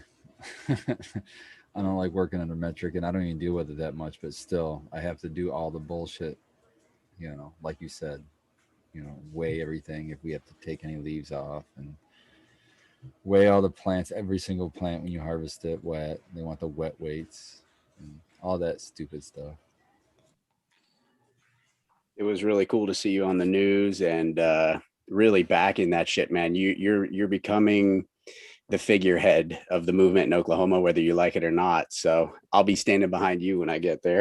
Here's the thing, like there was, because of like social media, I think some people thought that I had something to do with this, and really the only thing that I did was spread the word and show up. That matters. Hey, that's more than a lot of people will do, man. Many It's people a lot do more. not even do that. I definitely agree with what you're saying, Jack. So- And yeah, But you know, I saw a news crew there, and I was like, I'm the kind of person that's going to capitalize on any type of opportunity that's available, and I have a lot to say, so why not, you know, go and get that interview, even if you only get 3 seconds on the actual thing, and you do a 10-minute interview. You know, it'd be nice if they, you know, release those interviews for the public to see too, because It's 3 seconds now, but it'll be 10 minutes in a year, and then it'll be hours in the future. You're going to be giving talks to schools about prohibition in 20 years. Watch. Possibility, man. We definitely Is that what you want to do? yeah. So I had a conversation with my girlfriend about everything that's kind of taking place, and how. So there's a saying, right? It comes from comic books, and I love comic books. Stan Lee, you know, with great power comes great responsibility. So, well, you know, the way that I look at it is, if a certain responsibility falls on my shoulders, I should probably, you know, take that upon myself and use it for the betterment of everything that I'm doing, as far as like food, farming, agriculture, health, wellness. And really what, you know, my goal here is, the reason why I need people to get behind me is because I can't do what I'm going to do if collectively people don't protect it. And so in a way it is kind of selfish, but at the same time, it's the only way to go about doing it, you know, creating communities to fight back against shitty legislations and bureaucracy.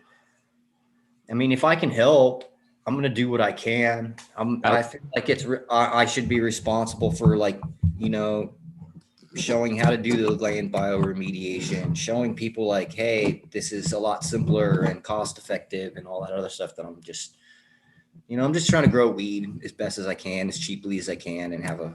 But you're being humble, and I'm not trying to blow smoke up your ass, but you came from California, where you were imprisoned for cannabis crime, and you went to Oklahoma, where you saw more opportunity.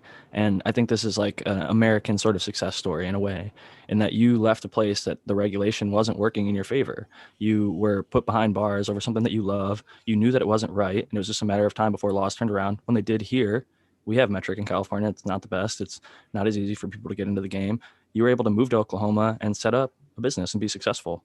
And I'm happy for you. And I think that you should be one of those people who's standing on the front line saying, like, look at these opportunities that we have here. This is a new place doing business in cannabis, and it's all legal. We're doing everything above All board. people too. The guy that has fucking all these felony convictions, has done 2 prison terms, is able to show. I guess it is, because I'm showcasing, like, look where I come from, dude. I come from fucking nothing. I don't come from a rich, fucking powerful family, dude. I fucking come from the streets. So being able to, like, tell people, hey, you can do this too. It's just all about, like, you got to be willing to just give everything up on a fucking moment's notice to go follow your dreams.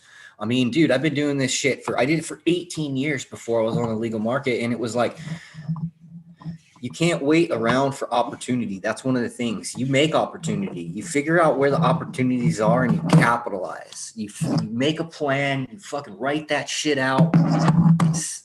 People, you got to understand, once you start changing your perspectives and your mentality on things, the opportunities that you can make happen become more abundant.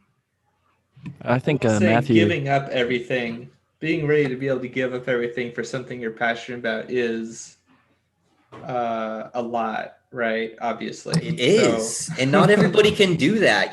People have families, and they have to support, and they can't go and just up and move, or they can't just go quit their job. But that's not true, right? Because there's always a way. I mean, fuck, you might have to only sleep 4 hours a night for the next, year, but with that amount of time, if you're using it wisely and you're productive with it, and you have a goal in mind, and you stick to those goals, you figure out how to do it.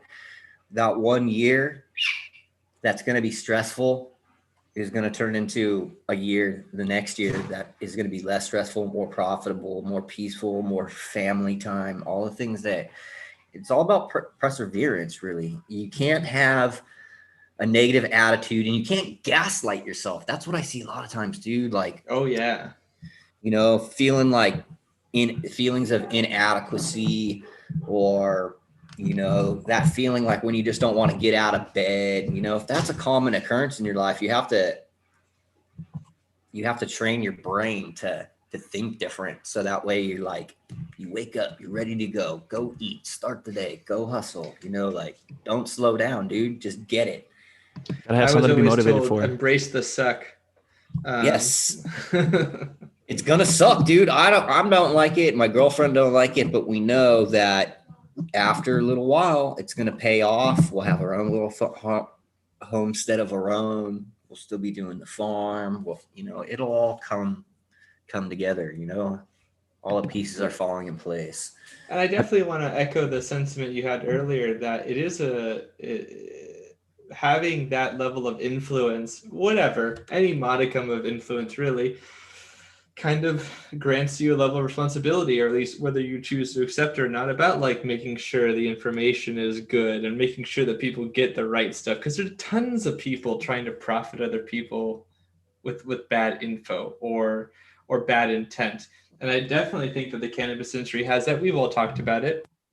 So it's honestly really refreshing to see you come out with your history. That was one of the things that attracted me to you in the first place, is that, you were earnest, and still are, and you're trying to make a better situation for as many people as possible. Like me and like other people on the panel, we're just trying to share that information. I've even been attacked. People will be openly hostile to people like yourself who are trying to articulate this information to people, because maybe that takes an easy, it's like the mechanic that resents the person with a Google, search engine, so that they can like look up how to do their own oil or something trivial that they were, charging hundreds of dollars for or something. When I see that kind of stuff, it really, really burns me. And I'm glad that people like you are out there, working. Honestly, there's a lot of stress, and as much as you might want to minimize it, but there's a lot of things that doing those sorts of things do to your body, to your mind, even if it's for the best eventually, there is a negative effect there, and it is a sacrifice. Maybe it doesn't feel that way because it's your passion, but work is work, even passionate work. especially passionate work. You're never out of Yeah. options till you stop looking. And the one thing I just had to agree with you, Brandon, it's like some people aren't going to go to that extreme, like moving across the country to follow their dream. But I think having done that myself, like I was in grad school pursuing something that I thought was what I wanted to do, realized it wasn't. And then left Florida and moved back to the West Coast where I'm much happier now. And sometimes it might be difficult in that moment, but once you take the action to do it, in the long term, it's just crazy to think where you were when you came over to my place where I'm at now. We made tie-dye shirts on 420 a few years ago, and you were doing Swirsky tests with the banker plants and that little spot that you had over by the casino here in San Diego. And just going from what you had then to where you are right now, it wasn't like it was a huge amount of time. So you put in a ton of work to be where you're at. So I think it's nice to get to see you enjoy the success, but also realize that you're still hustling your ass off to get even further with what you're doing in that operation. Yeah. Yeah. The work hasn't stopped yet.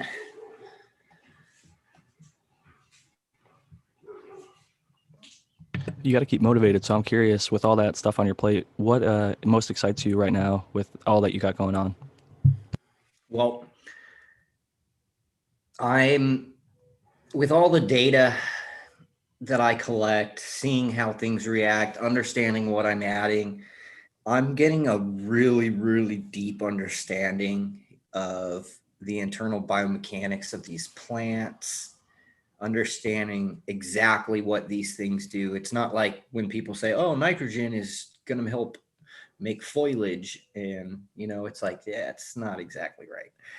But being able to understand how boron can increase the photosynthetic capacity and the carbon dioxide uptake of plants because it has the ability to regulate stomata opening and closing.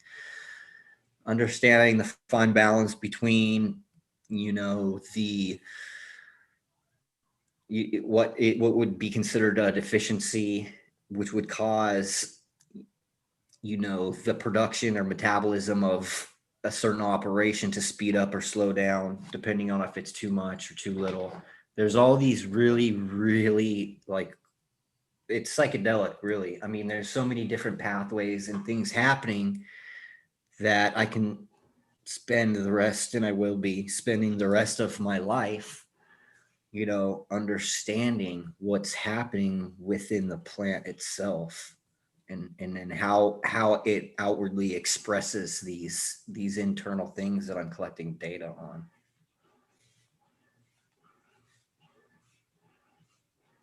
I used to write, and I think I still may, on all my posts, #always learning, because as much as you might think there's always something more to be learned.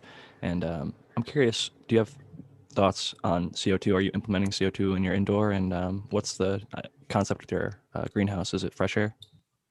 Yeah, so we don't run CO2 in the greenhouses because we have giant, 6-foot fans or however big they are. And they move such a huge volume of air that it would never be sufficient. It would just be an insufficient use. It would be a waste of money. So no, we don't do that for our indoor. My little box, I'll have a CO2 system set up in there. And in the indoors spots, they have CO2. CO2 really only helps if you've already optimized your environment and your growing conditions. Like you have sufficient nutrients and everything's balanced. Where your plant is fully photosynthesizing, where it's in, really go mode. And the only thing that could be slowing it down would be the absorption of CO2, in which case you can add CO2, but then also because you have higher levels of CO2, there are certain mineral elements that you can increase to, make it so that the efficiency of the plant's usage of that carbon it just has a greater efficiency. So I have 1300 to 1900 ppm with no supplementation in my environment. Because you're using soil in a small space. And just my house, it's 2 people, small space with 2 cats. So we are pumping out a lot of CO2 when we're here. Mm-hmm. And so it kind of, when we seal everything up, even with fans and exhaust and everything, it stays well over 1,000. So you were saying that there might be something that you could, what would you maybe add to your soil if you knew that you're going to have higher than normal levels of CO2 to take advantage? Yep. So there's a couple of things. Your micronutrients, boron was one that I was just talking about. What I'm seeing in the test is that when I front load the calcium, I wanna also increase boron. Boron can burn your plants. Oftentimes, when you see all of the outer edges of a plant that are burned, that's usually a sign of boron toxicity. Now, it has some pretty unique functions, and I just started learning about a lot of them in like the mechanics of them. But they do have, that's one of them that'll help increase photosynthetic sufficiency. And then also your micronutrient like zinc and copper as well. So I want to pass to Spartan for a second because I've been using his reamendment recipe for the last 3 or maybe 4 cycles. It's been killing it. But I don't know off the top of my head which amendment accounts for which thing. I know that there's gypsum. I know that we're using craft blend, worm castings. So front loading calcium is something I've always heard you talk about. And when I looked it up, I realized, okay, here's what amendment to push a little bit more of. So I'm curious, Spartan, what are your thoughts on the calcium early? Yeah, I do this. Actually, I do the same thing. I really like to front load most of my nutrients early in flower, and then just let it fucking cruise after that. Let it do its thing. I don't really I don't like push a lot of things late or anything like that. If I want a kick around week 4 or 5, I might just do like something like an enzyme. So like my malted barley or something like that. I've used that gnarly barley, which is a mix of 3 different seeds. But the enzyme's just going to break down what's already in there and get everything cooking. But I mean, that's all I really do. I just kind of take it easy. I don't really push them super hard. I actually wrote out the reamendment recipe that you gave me because so many people had asked that I responded to it in a comment, and I copy and pasted it.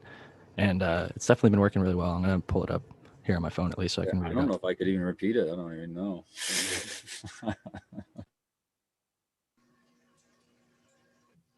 Like I know after a harvest, I've been putting, well, these have been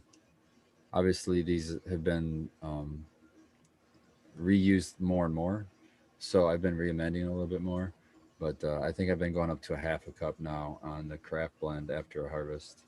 I have that in my mix actually as half, but I at another point heard you say a quarter cup, so I like wrote that in parentheses. But I actually go for a little bit on the heavier end because I figure if there's a little bit more there, it's not like there's so much more that I'm going to lock it out, hopefully, and that's been the case so far. So I wrote the Spartan Grown reamendment recipe, and this was like as of September because you happen to be reamending your soil, and you're like, all right, I'm doing this right now, so I'm just going to say it as I do it. It said fill the pot with the used soil. We used the M3. Then inside the hole you're forming for your plant to transplant in there, like so if you have a solo cup of fresh soil or potting soil, you're going to transplant into like a 1 gallon. You fill it with your used M3. Then he said to add 2.5 milliliters or half teaspoon of insect frass in the hole. And that was in combination with mycorrhizal fungi. He said you could use Recharge if you have that on hand, but there's a whole bunch of other mycorrhizal fungi products. And then you drop the root ball into the hole, top dress that with a layer of worm castings, add a layer of used soil on top of the castings, and that's where you add the half cup of Build a Soil craft blend as well as half cup of gypsum. And when I did that, I kind of run my fingers through that area and it makes like a slurry and it's like almost like a purple hue to it. And then my one addition to that would be I top dress a little bit more worm castings on top of that, real thin, and then I'll sprinkle maybe 25 to 50% of that with bokashi, and then I cover that with rice hulls. And I know he uses like a straw mulch, but you can also use the shower cap or something like that if you're using earth box. But it has been working fantastically well. My plants are growing as fast as they did when I was growing in cocoa with the same or better yields and great quality. So I'm extremely impressed with the it's simple and you can go just water only the whole entire time or add some worm castings here, or like I use Brandon's bokashi and also use his amino N plus as well as micro plus if I'm feeling like I want to add a little bit of nitrogen or some more microbes.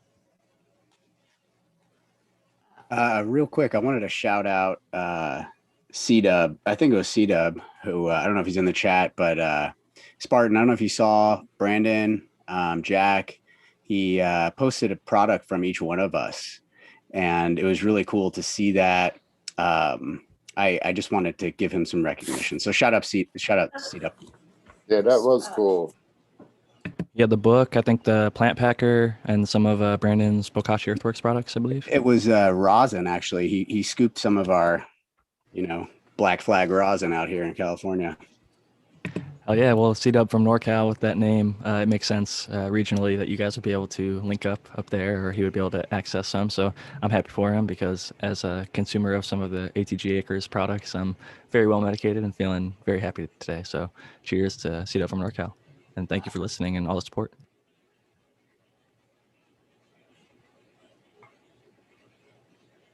It's been really cool connecting with the community, man. I'm just really happy that more events are happening and where people are getting to meet each other. I'm seeing other people in the community meet up, and I think that's one of the most positive things that coming out of this time where people were all sheltered at home and at place, and even if you didn't partake in that, now that most people are going back to reality, it's cool to link up with some of these people that you've met online in the cannabis space. More often than not, people have been even cooler in person than they are online. It's like they're just as cool or cooler, and it's just like the best community of people. So I highly encourage people, contrary to what you might have heard if you were a kid of like the 90s or 80s, don't trust people on the internet type thing. People in the cannabis space, man, it's like, yeah, I guess people trust people on the internet now with Uber. They're getting in the car with strangers, but cannabis space is definitely, I'd say 99% is really awesome people, at least in our little communities around here. So definitely link up with people. Yeah. I got a question for Matthew Gates. Shoot. So I've been reading there's like a 17-year cicada upcoming Brood event X this Brood year. 10. Did we talk about it on this show at all yet? Because I missed one or two. All right. Is it happening? And should we be worried, Matthew Gates? Good question. Is it happening? Yes, it's happening. So for those who don't know, periodical cicadas, there are different ones that come out at various intervals. Sometimes they are not perfect. The predictions we have don't match, or because, the climate is warming or cooling or changing in different places, so that affects their development. Of course, if we destroy some of the trees and other plants that they're feeding on as nymphs, sometimes for many, many years, like 4 years, 5 years, and even more. Exact numbers don't come into my head. But as far as like cannabis is concerned, I wouldn't necessarily be too worried about it. I would also not be surprised if some cicadas could feed on cannabis or other sorts of plants that they don't typically like feed or reproduce on, like kind of innocuously. But yeah, typically the real damage is done when they're nymphs, So that's a good question, though. It is happening right now. So tons of cicadas are coming out. Tons of animals that eat cicadas are going to be feasting on them after they reproduce. And if you're really lucky, you'll find some of those cicadas with the cool psilocybin entomopathogenic fungus that infects them, and the males in particular in some cases, and causes them to just go crazy and spread the spores everywhere, which I'm pretty sure has been adapted into a couple of movies and video games recently, that sort of idea. So far, we don't know of it in humans, but we'll see how that goes in the future. I got a question from the chat that I think is a good one to get to before Spartan Grown has to get running here in about 5 minutes or so. It says, the honeymoon says, hey, long-time listener, first-time caller. Could you guys talk a bit about defoliation before Spartan Grown has to leave? They say, I lollipop, but don't really strip the leaves. So Spartan Grown, I'll pass it to you first. Okay.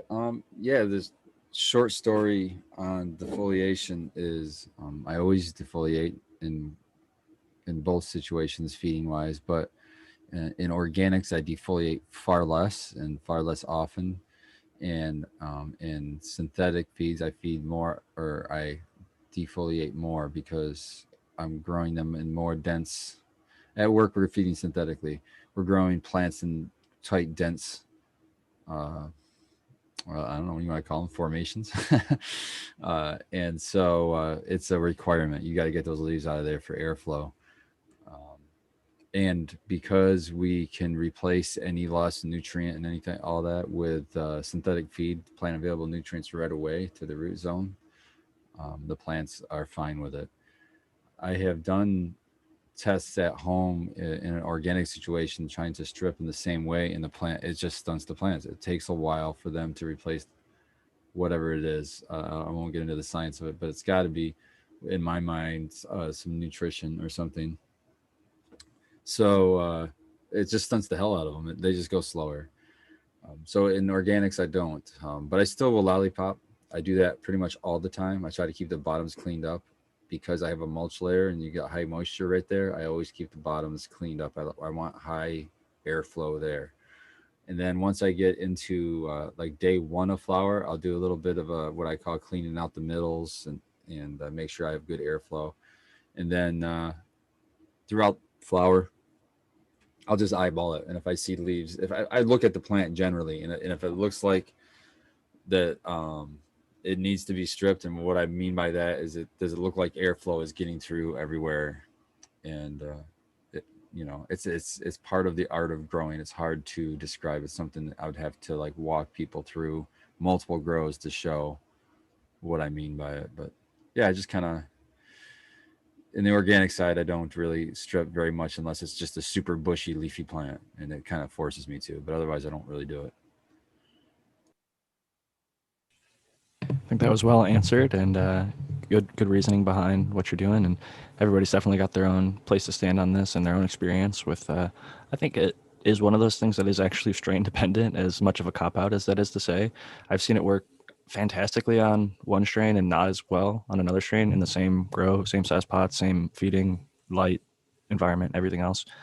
And then I've also had it, in my opinion, reduce the yield a little bit when I went a little too crazy, like Schwazi style, pulling off like all the leaves, pretty much. But the buds looked like mini baseball bats, which was fucking cool. So there was very little trimming, and there was great airflow.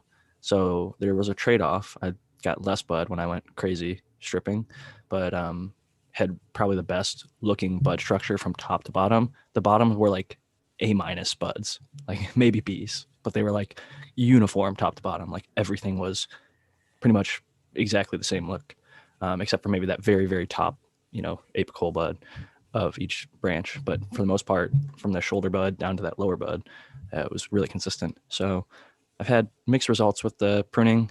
I went with the Jeff Lowenfels tech for the past few grows, where he's like, if you have to remove a leaf, then you don't have enough airflow and you don't have enough space. You're either growing too many plants or not enough light, not enough airflow, not enough CO2. So I'm like, all right, Jeff, I'm gonna take you up on this. I'm only going to let the plant decide which leaves go. So I'd literally just grow fucking giant bushy plants right next to each other. And I had tons of fucking airflow, bunch of light, didn't strip shit off there. And it would literally just, the leaves would start to die. And I'd look every morning, every night, and I'd just, when the leaf would be 50% or more dead, and usually it would be so dead, you just tap it with your finger and fucking fall off. You barely have to do shit. So by the time the harvest was ready, it naturally pruned itself and was like relatively close to what I would have done if I pruned it myself. So I'll just throw that out there. And then maybe ask the American one or anybody else what their thoughts are on this whole pruning debacle.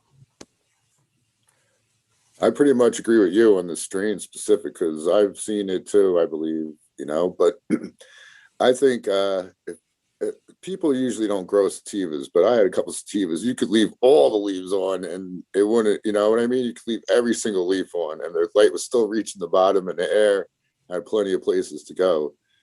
But most people don't get them thin, stupid thin leaves. But I have big plants with huge ass leaves, and I take those off. Like when I put it into flower, I just take the main fan leaves off of the main stems. And Eagle says that he takes off all the ones with the red petioles, but that's probably strain different too. But yeah, all those massive big leaves off the main. So if there's like if I topped it and there's 4 main branches coming up, on those 4 mains, I'll take off every leaf that's all the way to the main stem, and that's pretty much it. And then anything that's big enough and that's blocking, I'll take off. But I'm in really dry right now. I don't have to worry. I spray my plants with water and flour right now without even worrying about it because it's so dry here. You know, Right the now, environment makes a anyway. big It's going to difference. change. Yeah. So it depends on everybody's environment and their plant. And some plants like it, some plants don't. I did it in organics. I stripped them like a retard or a special person. And one plant came back like fine, like it was synthetically grown. And one plant did definitely get the stun. You know what I'm saying? So Like plant counts and yeah, stuff, like it's a Spartan lot of growing, different, how many plants they have at Mint and Canco. factors. They wouldn't be able to grow that many plants if they didn't leaf strip. The one thing I was going to say with the bigger leaves, like the red petioles, sometimes I'll tuck those as opposed to removing them to get more light, or like super crop the plant that's got that larger leaf so that the lower leaves get light without having to remove. Is one way of going about doing it. Spartan growing, I know this is typically the time I let you get a sign out before I pass it over to Brandon or Aaron. So maybe you can go check on the dogs, refill your water, refill your tray, and get heading over to the Michigan Bros Grow Show at 6 o'clock. Yep. Thanks. Thanks for the opportunity. Thanks, panel. Thanks, Jack, for the host as usual. And actually, welcome back. Missed you for a couple of weeks, so it's been good. Good to have you back. I've been half out of it, man. Sorry, I just got too medicated today or something. Shout out to Chad. I've tried to keep up with Chad. I did a way better job the second half of the show than I did the first half of the show for sure. And yeah, I'm Spartan Growing. You can find me on Instagram or shoot me an email at spartangrowing@gmail.com. I don't think you got to clean anything up, Jack. You got it perfect that time, man. I don't have to do anything. You're make my host job real easy. I'm coming back. I'm a little rusty, so you're like, I'll make it easy on him. I'm going to give him all the plugs, make it simple. But always a pleasure to have you, Spartan. And you can also check out at Mint and Canico if you want to see what he's doing at the commercial operation over there. Doing great stuff in Michigan. Spartan and all the boys over at Michigan Bros Grow Show. So check them out in about 15 minutes when we're all done here. They'll be going live right on YouTube. So peace out, Spartan Grower Love. Thank you so much for joining us. Also, big shout out earlier. Again, Dr. MJ was with us before Brandon jumped in. So you can find Dr. MJ at cocoforcannabis.com. And then I wanted to ask Aaron the Grower, with having recently seen your operation a little bit, what are your thoughts on this leaf stripping, removal, deleafing, whatever you want to call it, pruning? Where do you stand on this? I go back and forth on this, to be honest, but usually I go with the simple rule of if a leaf is doing more damage than it is service, then I take it. So if a leaf is blocking one of the lower stalks, the shoots, I'll take it. If it's a big fat leaf and it's laying on another leaf, like directly where there's going to be water trap, I'll take that. I tend to that's a really big one for me. Just wanted to interject there. Heck yeah. And I tend to side with the leaf on the top. So if you have two leaves touching each other, I take the leaf on the top to allow more leaf, just air on the side of taking the upper leaf rather than the lower. Now, if you're talking leaves down by the soil, because that's a whole nother game. If you have leaves like kind of touching your soil, I try to avoid that unless they're just in flux. If they're sleeping and they're kind of just like hanging down really low and the tip is touching the soil, that's one thing. But if they're just always in the soil and they're not able to breathe, take those. And then also thinning the middles. I like Spartan's idea, but when I do that, I actually take nodes from the center, not just leaves, but entire nodes. So that whole inside of the plant in a upside down pyramid shape is naked. Yeah, so it's like more bare from the inside as you're working out, is kind of what you're saying. Exactly. Yeah. And that just allows more airflow on the inside. When I grow indoors, it's a different deal, but that's how I do it outside. It's nice though. It creates that kind of vortex. Like if you have an airflow, like in nature, your bottom 20% of the canopy or plant, I should say, is usually going to be stripped or lollipopped. So there's going to be some bareness, and then you've got this big bush, and then underneath there, the air flows from below and kind of can shoot up through along that stalk and then rustle through the foliage. And that works really well for a lot of the outdoor and greenhouse cultivators that I've seen and been able to have the pleasure to work with. I think it's a great strategy. Mendo Dope implements that. Brandon, I'm curious because you've got a lot of plants over there in a commercial operation. Where does the leaf stripping fall in your guys' line of work? We prune all the time. I mean, we usually clean up the bottoms pretty good in veg. And, when we flip, we go and kind of just do selective pruning in the tops, kind of trim everything up at the bottom. We want to make sure that there's no leaves overlapping. We have good airflow through there. We don't like schwas or completely strip leaves off. We're just being selective. So we will have, quite a bit of leaves that'll remove, but it's just to, really, we have our plants are like so crammed in there, so removing a lot of overlay is the main consideration. You guys do great work indoor. I mean, some of the plants that you're growing are pretty large scale, like large size. After the stretch, 2, 3 layers of trellis, sometimes even 4. I'm thinking I'm seeing over there, or they're just massive ass plants, fucking skyrocketing through. I heard you talking a little bit about going for maybe some earlier finishing stuff. Does that usually come across in shorter plants as well, or do you have some stuff that stretches a good amount but still finishes in that 8-week timeline or 9-week timeline that you're looking for? Yeah, everything that we're running right now is around 8-9 weeks, no longer than that. We don't really want to have things that go longer than that because we're, a commercial facility, and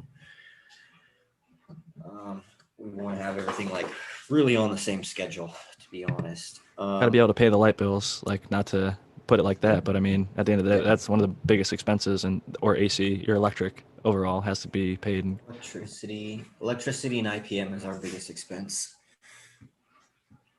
Currently, we do a lot of IPM. I mean, that's why our plants are always so healthy and there's never any issues because we're in there all the time doing integrated pest management stuff. But I don't really see a difference as far as flowering time, depending on how tall they're growing and stuff. I have Limarilla, that's like the Gorilla Glue, and it just gets huge really, really fast. And then I have things that like the sour cheeseberry that doesn't stretch very much, stays kind of squat and stocky, and still does well. So It's really interesting because when I hear a lot of newer growers getting into things, I think they all assume when they see that taller plant, it's going to be a much longer flowering time. But then I've worked with stuff like that has OG or OG crosses, and they're not like super long flowering times, but they usually have a good 2 or 3 times plus stretch in some cases. And they can finish in 8-9 weeks and have beautiful, dense golf ball nugs, but they have that bigger structure. And I personally prefer a little bit of a stretch because I think you can veg it for a shorter time and fill out the same cultivation space. So I look for that. But some people really like the shorter, squattier plants for, smaller grow spaces or just fast cycle turnarounds. I guess they stay small and you can do multi-layer tiers like you're doing in your grow pod. So cheers to Lucky, McCawsome, looking good over there. Always good to hear from him. He's been here the whole time, but now he's starting to get a little stir crazy. I think he wants to go back out. It's funny. Does he hang out with you on your shoulder during the day like a pirate? He would, but I'm too busy and I'm moving too fast that he would be uncomfortable. Right. He has a big space outside where he has got his cage, and he likes to have his own space. Really, that's cool. He likes me and stuff, but he's pretty independent. He likes his space, but he wants to go back to his cage. Well, we're actually coming up to that, almost 6 o'clock hour out here on the West Coast. We've got a smaller panel than we do sometimes, but I want to give a shout out to Be Real. I got to go to his first dispensary on the legal market, Dr. Green Thumb Slimar, and I'm dabbing on some Oz Kush through a brand called Wonder Brett. But it's got Be Real's label and everything, and it was cool to see. It was one of the cleanest, nicest shops that I've seen in the legal market. And it was cool to see somebody. I've been a fan of his music for a long time, Cypress Hill. I've been jamming out to their stuff and, smoking. And it was cool to see his spot and get to go in there. So cheers to them and cheers to you, Brandon. I don't know if you want to give your plug, so then maybe you can go let Lucky be where he wants to be. But Sure. I'm not trying to kick you out, but want to give you an opportunity. That would be great. Yeah. So if you guys, the listeners, don't know where to find me, you can find me on Instagram at rust.brandon.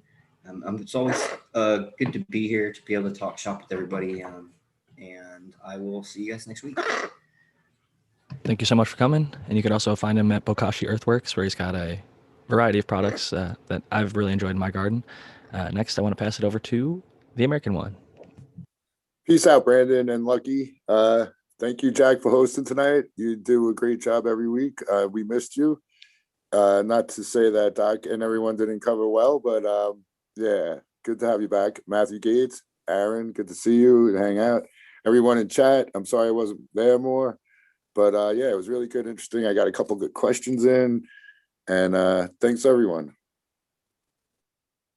Thank you. I really appreciated your input there with showing off that mutant plant at the beginning. It gave us a lot to talk about, whether it was a viroid or a genetic mutation. I'm still interested and still curious, but would Yeah, love I'll to mess with hear it. We'll figure about it your out. reports back on that. And Yeah. also appreciated when you shared some of the stuff like the greenhouse, the perennial or perpetual, whatever they want to call it, flowering plant. It's Yeah, cool to see that stuff. interesting. Next up, we got Aaron the Grower. What's up? Yeah, really fun show tonight or this evening, wherever you are. Had a lot of fun. I just really loved it today. So shows like this make me really regret missing it the weeks I do. So really appreciate you guys. I am Aaron the Grower. You can find me at atgacres.com or at atgacres on Instagram or here almost every Sunday. Thanks, guys. Thank you, and thanks again for having me up at your place. It was a real pleasure to get to see where you're living up there off the grid and get to meet your wife and child. It was really my pleasure, and getting hooked up with a big fat thing of granimals that I've been dabbing on literally since this morning. I woke up, I was like, you know what I've got the most of? Granimals, because Aaron hooked me up. So I just woke up and started dabbing it, and it's been a great day all day. So It was cheers our to you for pleasure, that. bro. And the great You company. guys were wonderful guests. Well, again, it was just a wonderful time, and I really hope to link up with everybody. I've met Matthew in person, the American one, someday, and it'll happen, especially now, legal in your state, so we can blaze down and not even have to worry about it. Not that we would have in the first place, but it's gonna happen. Yeah, I there was some random dude at the gas station. Like, here, dude, take a couple nugs, bro. I could give you this right out in the open, right here, no worries. So yeah, that was pretty cool. Yeah, it's funny. The first few years you live in, when I moved from Ohio to California, and you live in a legal state, you get some of those freedoms. It's like almost like mind blowing because we grew up in prohibition days and things were so fucked for so long. It's really refreshing. Even if it's not perfect law, I'm really happy to see things moving in the right direction. I would say most states going green and accepting cannabis as medicine or as an adult use market. I think that's a good thing for society as a whole, big time. Yes, I agree. Next up, and our final person before myself, Matthew Gates. Yeah, Matthew Gates. Right. So I wanted to say two things. One, I really appreciated the chat's cool questions, and I did try to answer those that came around. One thing that I wanted to mention was that Purple Thumb OG is going to be interviewing Rasta Jeff on Monday on the Neighborhood Grows show. So you can check them out there. They asked us to talk about it. Maybe one of us or some of us could attend. I think I'll be busy that day, but if anyone's interested, you should check them out. You can check out more information about pests on my YouTube channel, Zenthanol. You can also join my Discord server where we talk about IPM issues, and I'm happy to help people out. And if you're able to support for $1 a month, which I don't think is that much money, it will subsidize my ability to do this more often, more easily. And Discord is a way easier way to talk to people than like Instagram, where not even all the messages get to me sometimes because the messaging system's so shoddy. You can also find me on Twitter at SyncAngel and on Instagram at SyncAngel, where I put most of my IPM content, I would say. But we'll see how that goes in the future. And yeah, I think that is about it. Everyone stay safe and keep growing. Absolutely, and definitely happy to have you always. It was our pleasure. This week is it always is.